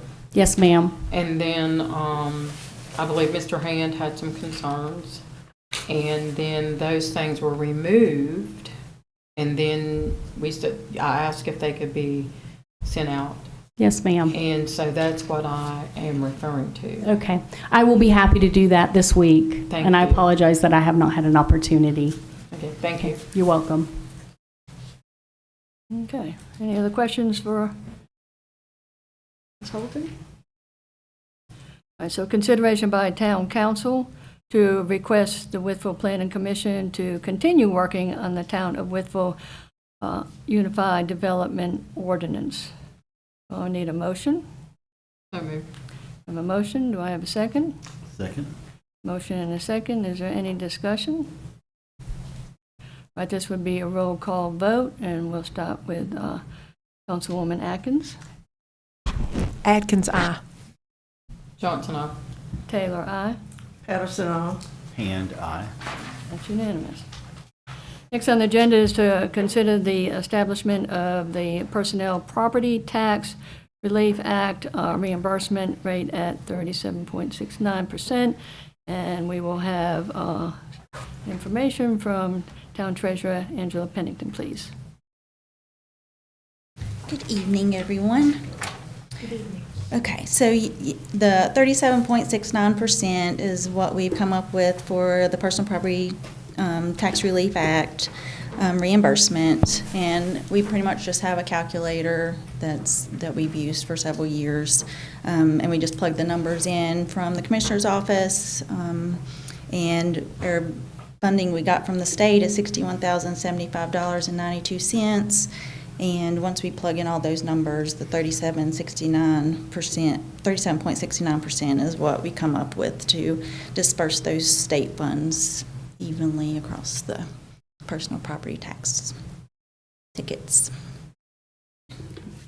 So help me understand that. I'm sorry, I'm just gonna, so. I've got the calculate, a Well, copy I'm just of. really curious, so are you, so this is the percentage that we're paying based on the assessment? Is it 36% on the of the value of the vehicle, or I'm just trying to figure out what percent is based on what? The vehicles are divided up among different categories. So any vehicles under $1,000, they'll get the full, like it wipes out pretty much that tax ticket. They get the full tax relief. From $1,000 to $20,000, they'll just get that 37.69% of their assessment. And then vehicles over $20,000, they just get up to $20,000. Above that, they don't get a tax relief on. And the tax relief doesn't go towards boats or trailers or anything like that. It's just the vehicles. Who sets that rate? Is it like the going rate? Is that the average rate? I mean, how do you come up with that? I'm just trying to learn. Yeah, it's just, like I said, we take the funding that we get from the state, which is the $61,000, and then the numbers, the commissioner divides up those categories of vehicles for me and gives a total for the town, how many's in each category. So once I plug those numbers in, then it gives you the rate. So my only question would be then, I know in some ways we have no authority to change taxes and things like that. Does the town have the authority to change that rate? Or is this just a rate that is recommended by someone, or just trying to figure out where this rate comes from, and is it something that is negotiable? It's just the rate that whenever you divide that 61,000 amongst the vehicles that are available to receive that rebate, that's just how it all adds up. Like, yeah. Are you asking where the 61,000 comes from? I'm sorry. So the state gives us, this is the amount of money that they give us each year. okay. And then, so the amount of vehicles under each category that the commissioner gives to. So the state is making up the extra that we're not getting that percentage? Yes. But you could have that percentage less if you wanted it to be. Here's my question, where all this is going, guys. There's a lot of talk about personal property on vehicles. It's high.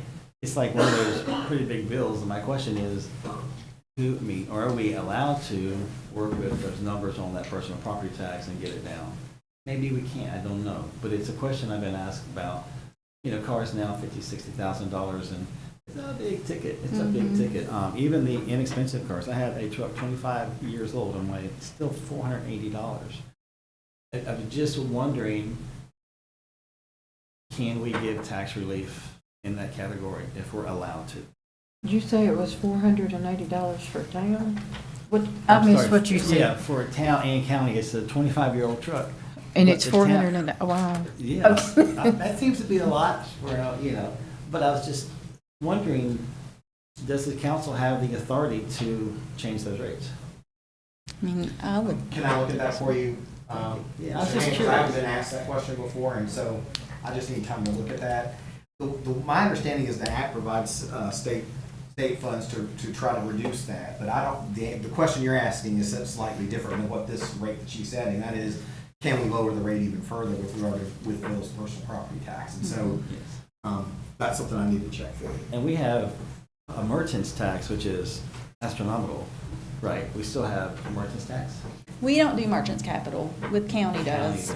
We do furniture and fixtures and machinery and tools, but we don't do merchants capital. But some of these, if we're ever going to talk about tax relief and things like that, this is one avenue that we could do that.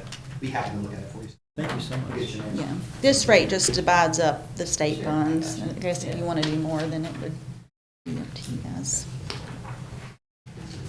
Great presentation, thank you.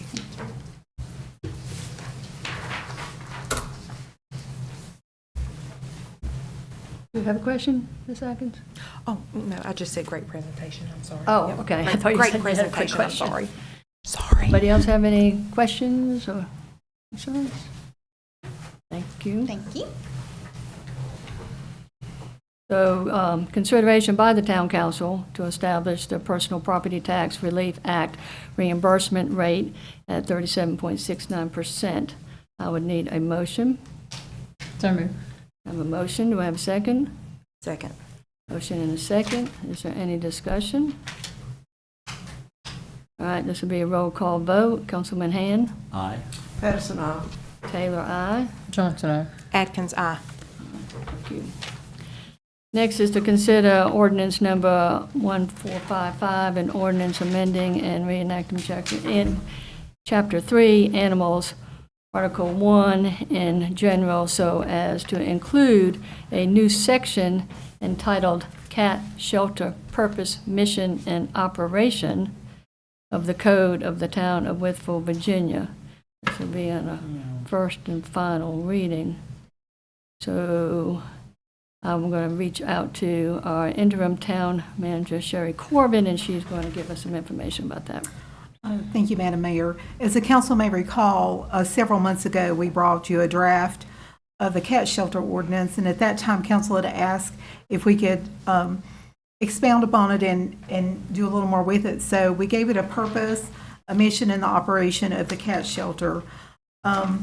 Also, the ordinance has attached to it a cat shelter policy, which is like a small synopsis of the cat shelter policy from the actual animal shelter, which would, if this ordinance is adopted, the cat shelter policy would be part of it that would go with the ordinance. So if the council has had time to read it, if you have any questions, I'd be glad to try to help you. But we made it a lot more in-depth than the first time.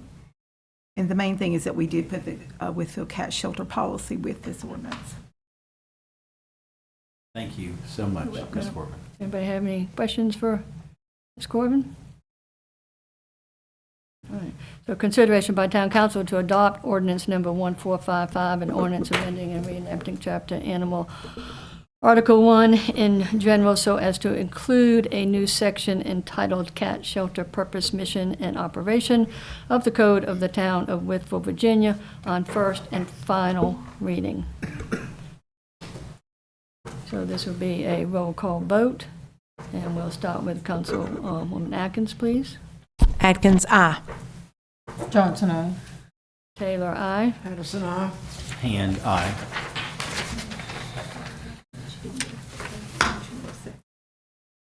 Oh, I apologize. So we go back up. I didn't get a motion and a second. Do we have a motion? So moved. A second? It's your phone. Second. Second motion. Is there any further discussion? Yeah, none. All right, we'll try to stay that. It would be a roll call vote. Yes, ma'am. Atkins, aye. Johnson, aye. Taylor, aye. Patterson, aye. Hand, aye. That carries. Next on the agenda is to consider ordinance number 1461, an ordinance and amending and reenacting ordinance number 1028, generally known as the Personnel Rules, Regulations, and Policies of the Town of Wytheville, Virginia, so as to amend and reenact Section 5, Leaves of Absence, subsection 5.3, Family and Medical Leave, and first and final reading. And we'll once again have a presentation by our interim town manager, Ms. Corbin. Thank you, Madam Mayor. This ordinance would make amendments to the personnel policy, specifically the family and medical leave. And the main change that this would make is rather than our family and medical leave, the FMLA, being from January 1 to December 31, it would change to a rolling year. So if an employee was out at a specific time, like June the 1st, their year would go until June the 1st of the following year, rather than a calendar year. And so this is a change that's been requested by the Human Resources Department. So in the first part of your package, you'll see all of the changes that she suggested. We highlighted in yellow. And then right behind that, we have the clean ordinance without the yellow markings. But this is a suggestion from the Human Resources Department. Does anybody have any questions? I do. I have a question. I know that there was a concern one time that I think was brought forth about new hirees, like not starting out with any time, or let me rephrase that, that someone was hired, from my understanding, someone was hired and then, God forbid, they either wound up sick, had a family member sick, and other employees wanted to donate. Is that something that we can look into? Apparently, from my understanding, they could not go ahead and donate. Well, after an employee, I believe, is out after a specific amount of time, which is listed in the personnel policy, other employees are allowed to donate their sick leave to that individual if they want to. Or even like new hires, because to be eligible for the FMLA, you have to have worked 1,250 hours in that year. But I think if you're out for an amount of time like you're speaking about, I'd have to double check with the human resources manager. But I believe that once a person expends all their time, of course, a new hire wouldn't have any. Right, wouldn't have any. And I think that you can donate your time to someone like that. Is that something that possibly can be looked at through HR and then maybe Yes. brought back forth to council and we look at it? I'd be glad to do that. It was just mentioned to me, not by that person or whatever, a department, if I'm not mistaken, I think had that sort of happened to, had a new hiree and then the person or family member got sick, suppose, I mean, I don't know, I don't want to say supposed because I don't want to take that out of term. But, and from my understanding, the employees wanted to donate, but I don't think that they could by the pallet policy or ordinance. So, okay, thank you. I'll check with that and then get back with you. Thank you so and then much. if, the council would like to amend that, if it's permitted have by some more law, dialogue. Yeah, then we could do yeah. that. Yes, I'll be glad to look Just into maybe a that. little bit of dialogue. Thank you. You're welcome. Any more questions?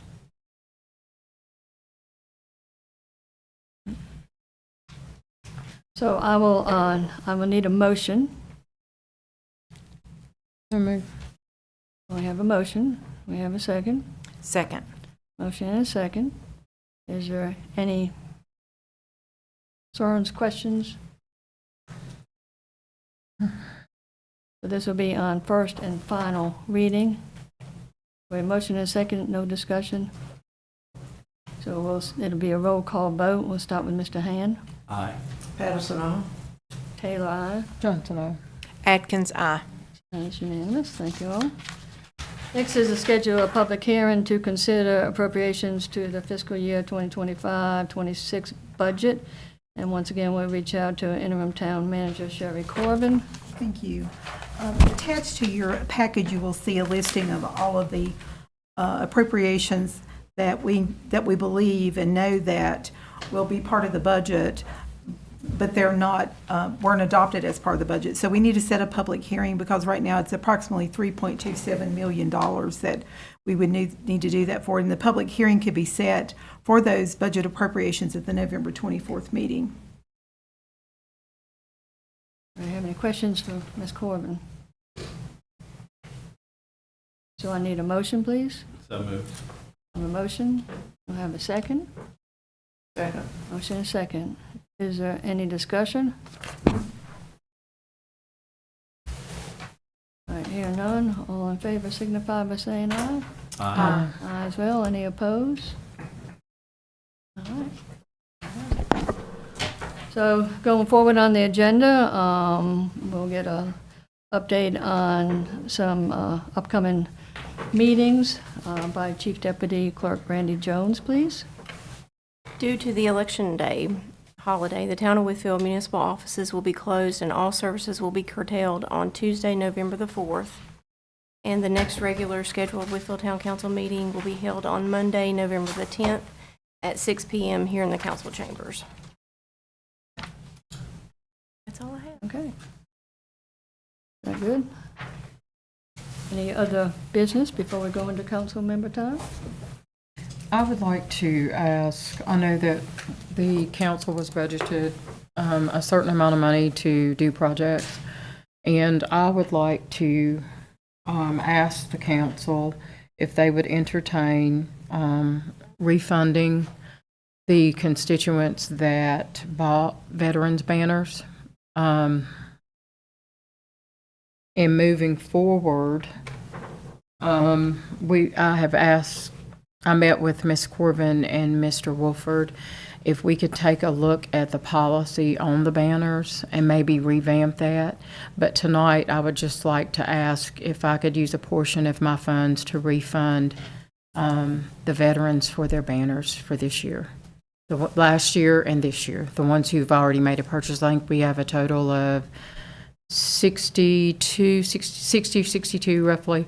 But I would like to refund all of those veterans, and if you don't mind, to support their service. Instead of their families paying for the banners, I would like to refund each family. Ms. Johnson, what would be the plan for the banners for next year, for paying for them? I mean, are you going to try to not have people pay? Or I'm just trying to figure out if you were trying to do, because we don't have to charge for the banners if you don't have enough money that you could do the banners for free with your money. Is that what you're thinking you might want to do? I didn't hear what you said. Okay, I'm sorry. The banners that are going to be taken down, and if you give the people their funds back for that, what happens with your banner program next year? Are people going to be paying for them, or are you going to try to have them be free? I would like for them to be free and provided by the town. We are looking at the policy, and we want to take a look at it and bring it to council to see if there's any changes that council would like to make as a whole. I met with Ms. Corbin and Mr. Wolford, and we wanted to look at some of the wording and look at how we have that policy laid out in the application. But we would like to make some changes, and Mr. Wolford he's taken a look at it and he's working on it. We want to bring some changes to you all to see what you think and get input from you all as well. But I would like for the town to provide those from this point on. But we're looking at some ways, I think the banners have a warranty, I think, for 5 to 7 years. It's a 5 to 7 year warranty. And so instead of it just being hung for the 3 years, if it will, it's only up for a little while. It's not up long. So the wear and tear on it is not a every single day wear and tear for 365 days. It's only for the month of November. So we had a meeting to discuss maybe looking at the application and maybe making some changes to it. But I certainly don't want to just go and make changes without involving council as well. So once, I guess we'll meet, we're going to come together and try to meet again. And then whatever changes we see we would like to make, we would like to present them to everybody and get input to see, what your thoughts are. Right. Keep in mind, we have poles on North 4th Street that could accommodate probably 12 or 15 more banners. Yes. And there's some even on East. If you get so many that you Right. That So- you run out of poles, there's some poles out there. There are also poles that are on Heritage Walk, and we would need to provide the hardware for those. And so would be smaller banners, but that is another route to take to be able to have them on Heritage Walk as well. And we can also look at 4th Street. I just think it's a great way to honor those who serve our country. Those who lay their lives down. You know, we're at home here going about our day, going about our business, and, you know, we sleep at night because our military is working. And so I'm thankful for that. I'm thankful for the people who have served, people that served in all of the wars. And it looked so great. It does. It's Last year very was nice. really nice, really inspiring. I thought it was very, very nicely done. So thank you for that. A lot of positive from the community and visitors as well that we're hearing, so I think it's just a great program. Would it be too pushy to ask you all if we could maybe vote to go ahead Do and? you know what's the cost? I mean, is there enough money in your budget to cover all I think of we all of have them? 20,000, and I I think mean, it's only going to be is it going to be around $9,000? So the motion would need to include a not to exceed amount so that we can approve the appropriation. So you might do a little extra, because You might want to say So not to exceed about not $10,000. exceed 10,000? Yes, ma'am, if you think it's 9,000, but. then if you get more banners, you could ask more, because you still Ask have if we could, yes, Absolutely, later on. because if We you could do come back. additional Okay. polls, you may have a bigger turnout this year than you may end up. Because the ones I bought for Main Street were like 14,000 when I did it 2018. Okay. So if you get a lot more, but you would be able to do that with your funds. I think that's a great idea. Okay. I think I should have some funds left to, you know, do some other projects. But if we could do that tonight and maybe not exceed 10,000, and then if some come in, I think the deadline is nearing, if it has not already. It's passed, but I think 10,000 would cover that. But it's up to council if you would like to entertain a motion I'd like to and make the motion to allow Mrs. Johnson to proceed with her Veterans Banner Program using her council funds, not to exceed 10,000. Good, so we have a motion on the table. Second. Second, and a motion second. Any further discussion? I do, would, Ms. Pennington, would you be handling the refunds for that? Okay, all right. And I can get with Ms. Corbin and we can discuss. Yeah, I'm sure our party has A list, yes, of application. Okay, all right. Thank you so much. I appreciate each and every one of you. Thank you. Okay, so we got, yeah, we need to have a roll call, please. Oh. Start with Mr. Hand. Aye. Patterson, aye. Taylor, aye. Johnson, aye. Atkins, aye.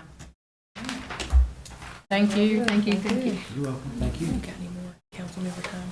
That's it. All right, That's so just the now- banners. Did you bring up Mr. Estill Corbin? I'll try to reach out to his family. I would like to hang a banner for him. And that would be included in that. The gentleman that was brought home, I think he was missing for 80 years. And I do want to do a banner for him. I've reached out and tried to connect, to have a family member contact me. So I'm hoping that I'm going to hear back from them to get permission to hang a banner for him. I think that is amazing and an honor to recognize him. Went to that burial and it was amazing, very touching, very touching. It was. I went to the service, and but I'm hoping that his family will reach out so that we can have their permission to hang a banner for him. Okay, great. So we're going to go into council member time, if we're all okay with that, please. We'll start with Ms. Atkins. Can I ask you to come here just a second, please, sir? No, this, yeah, I just want him to hear part of this because well, first of all, can someone explain the timer, because I don't want people to think I'm in charge of the timer even though I'm sitting at the timer table. Can someone sort of explain that, because I think there was a question. Can y'all explain the timer, that I am not in charge of the timer?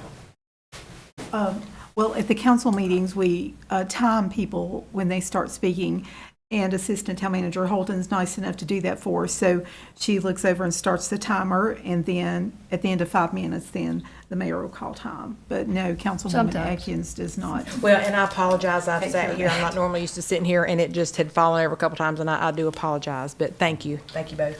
I did meet with, I did go to the, down to the cat shelter, and I did want to see if council would look at approving some of my funds as well. I do have a quote, I believe that before, that you all have came for and asked about the more sanitary cages.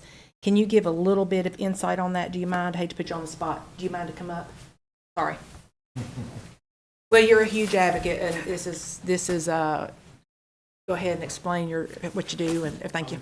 Captain Akers, and I'm supervisor of the cat shelter and the animal control inside the town of Wytheville.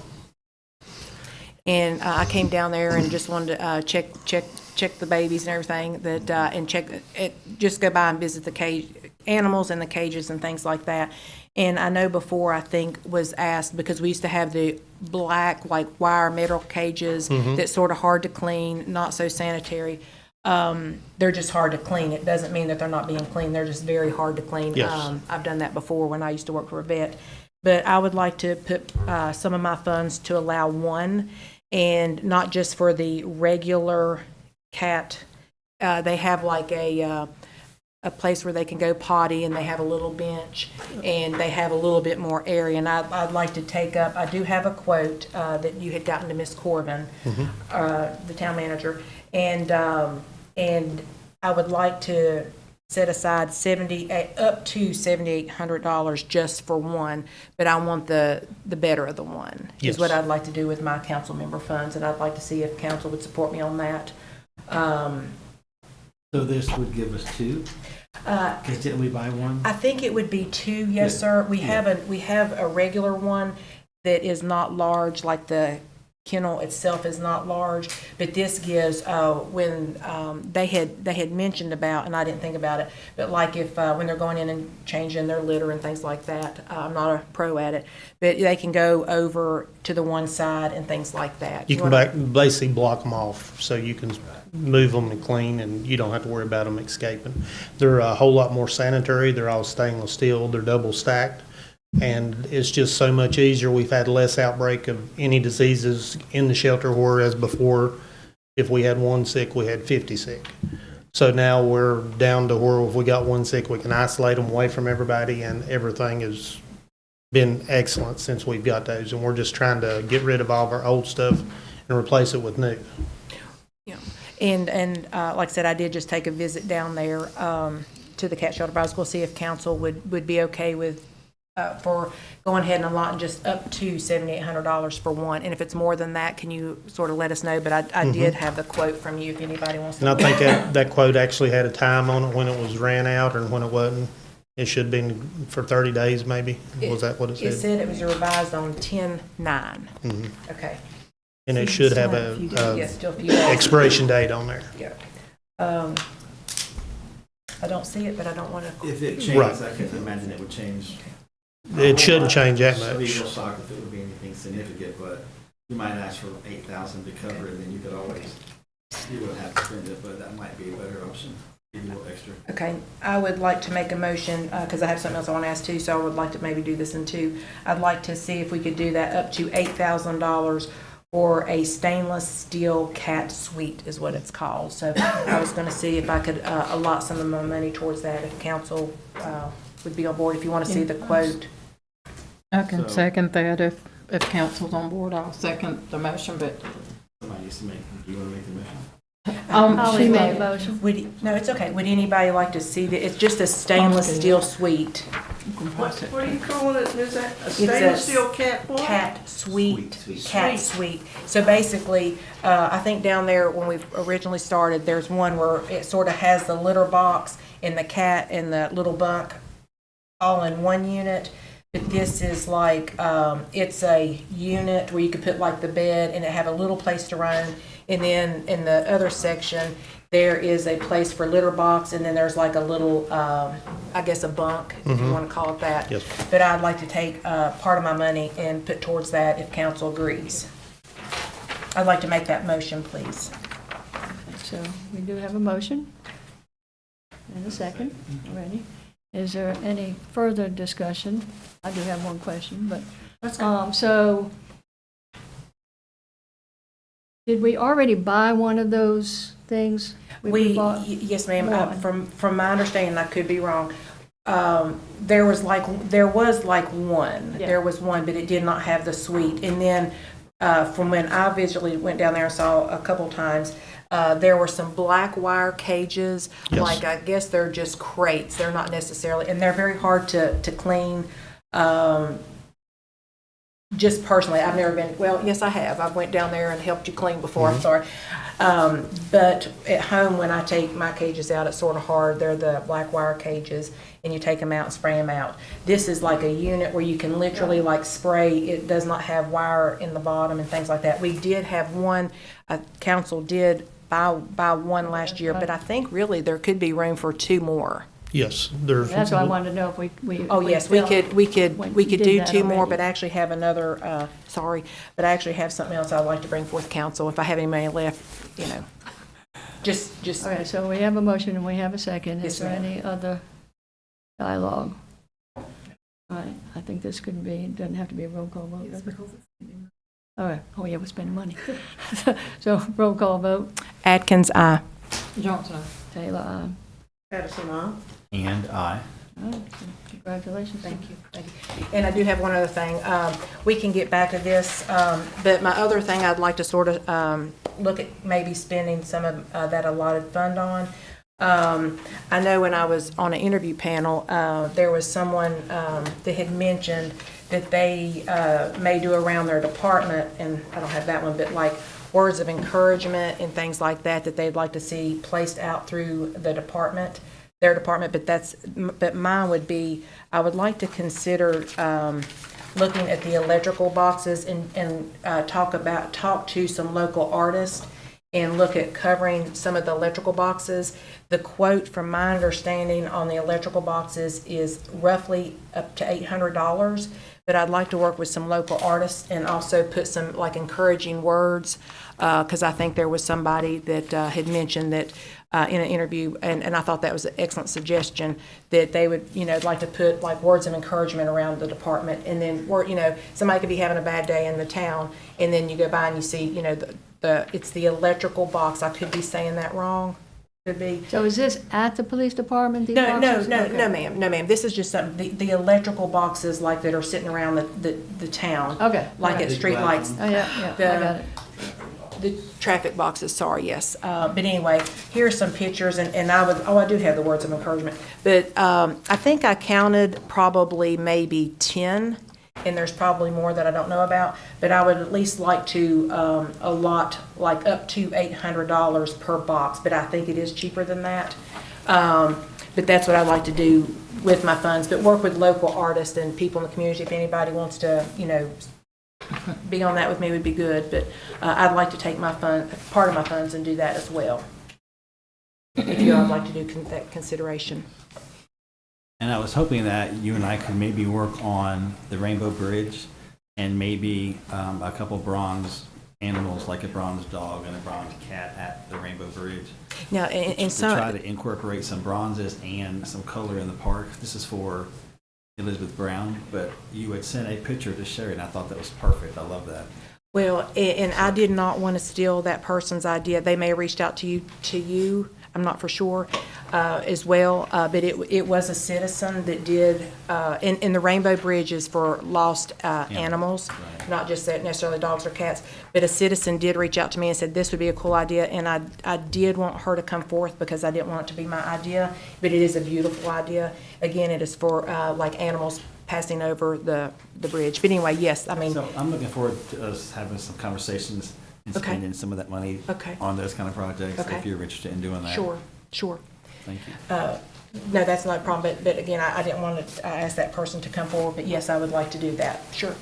But I would like to ask council and make a motion if I could spend up to like $800 per box, electrical box, and also work with some local artists and get the council's input, but I'd at least like to have that money allotted for that.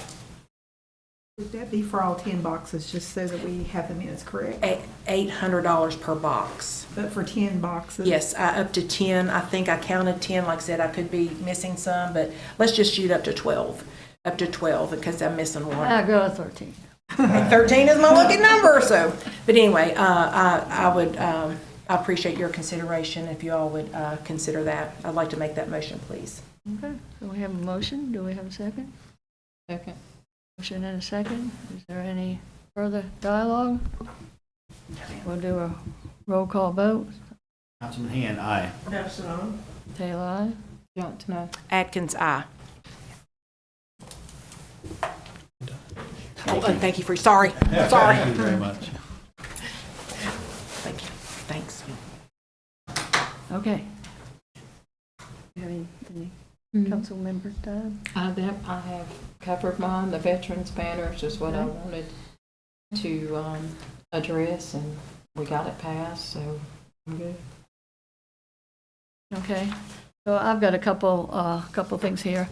I want to congratulations to Downtown Wytheville Incorporated for once again being selected by Main Street America as one of only 8 semifinalists nationwide for the 2026 Great American Main Street Award. Now there's Downtown Wytheville Incorporated, DTW has been selected by Round the Mountain, Southwest Virginia Artisan Network for a community mural project. Muralists will be chosen in early 2026 with the competition anticipated for summer of 2026. Next would be the Wytheville Police Department will be increasing patrols in the town's park and along Main Street to enhance safety and community presence. And lastly, the town of Wytheville would like to inform citizens that the veterans banners to honor our local heroes will be displayed throughout the town of in November. And we want to say congratulations to Downtown Wytheville Incorporated for another successful Mayhem on Main Street event. So that's all I had with that. Kathy, do you have? Yes, I had the privilege, along with Mayor and Vice Mayor, to attend the VML conference in Roanoke, October 12th, 13th, and 14th. It was a very good conference put on by Hotel Roanoke in their conference center. A lot of interesting speakers and breakout sessions. VML furnishes a lot of information that local towns and cities can use. 2 or 3 of the breakout sessions that I attended was, particularly for town, was the cybersecurity, community policing for elected officials. There was, Holly, you would have loved this, personal safety for elected officials.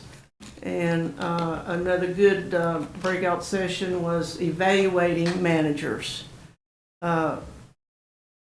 Again, VML just, they seem to put on a very good conference each year. It was local, didn't have to drive too far to Roanoke, and I believe next year's Norfolk.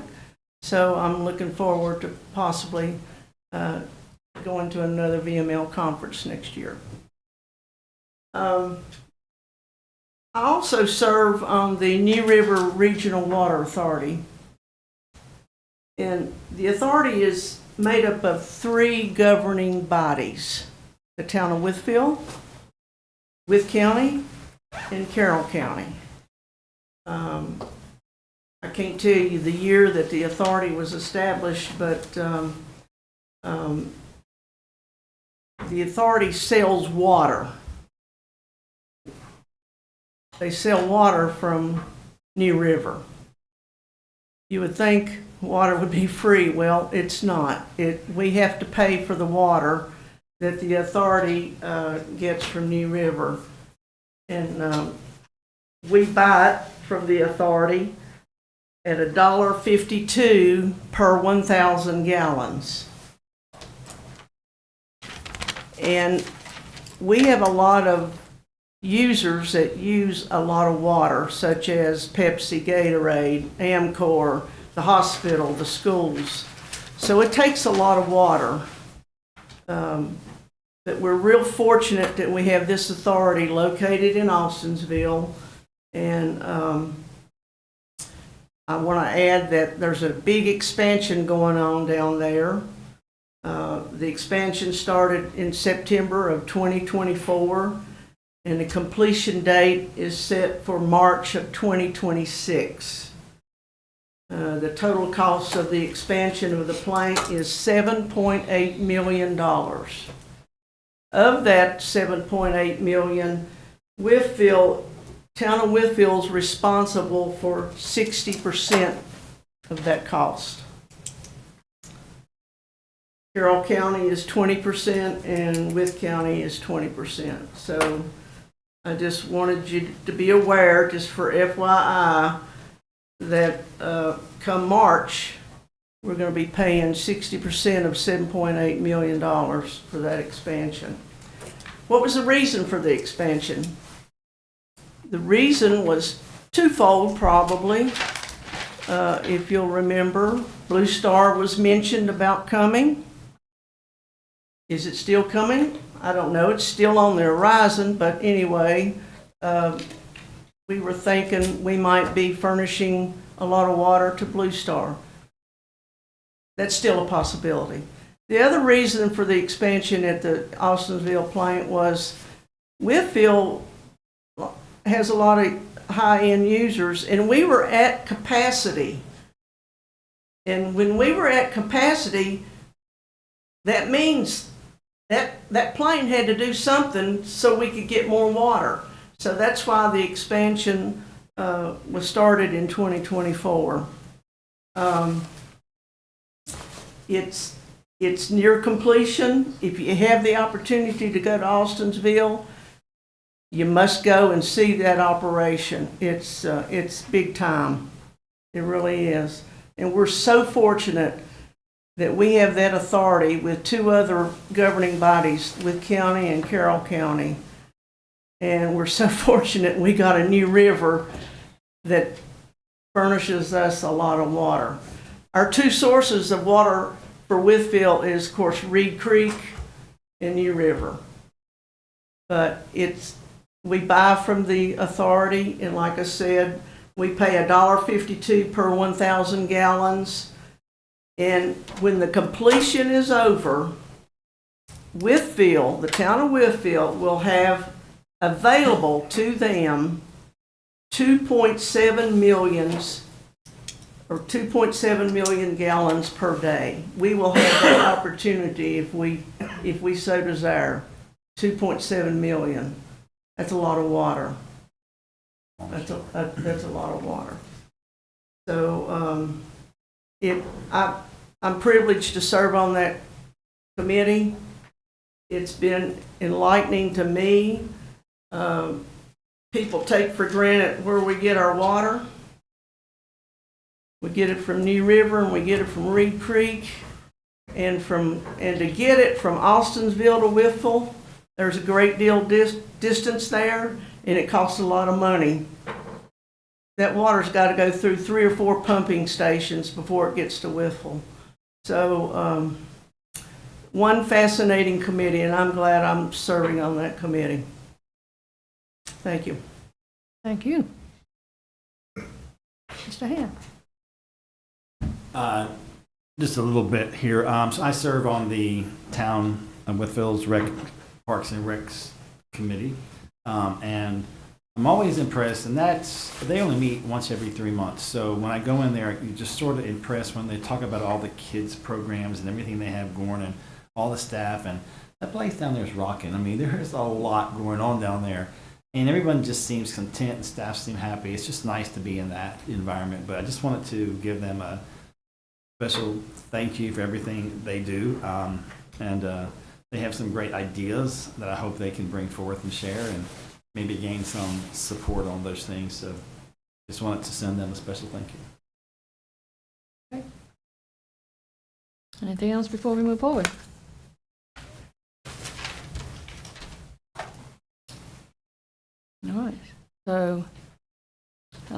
town council now finds it necessary to go into a closed session, meeting pursuant to 2.2-3711A8, consultation with legal counsel. I need a motion. So moved. A motion, do we have a second? Second. Motion and a second. All in favor, signify by saying aye. Aye. Any opposed? All right, we are now going into closed session.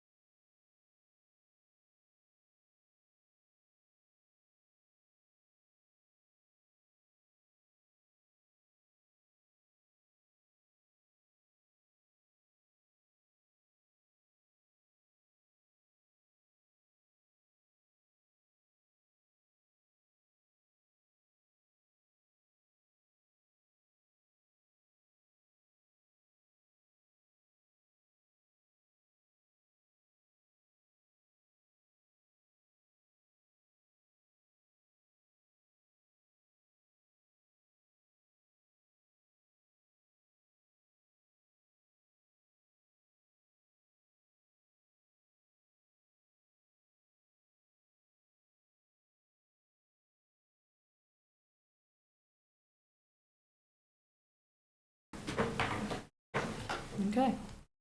The town council is now in open session. A motion is necessary to certify that only matters lawfully convening to the open session were discussed. Need a motion? A motion, do I have a second? Second. Motion and a second. Is there any discussion? I hear none, it'll be a roll call vote. Ms. Atkins? Atkins, aye. Johnson, Taylor, aye. Patterson, And I. All right. So we are now in open session. Is there any other business to come before council this evening? I hear none, we are adjourned.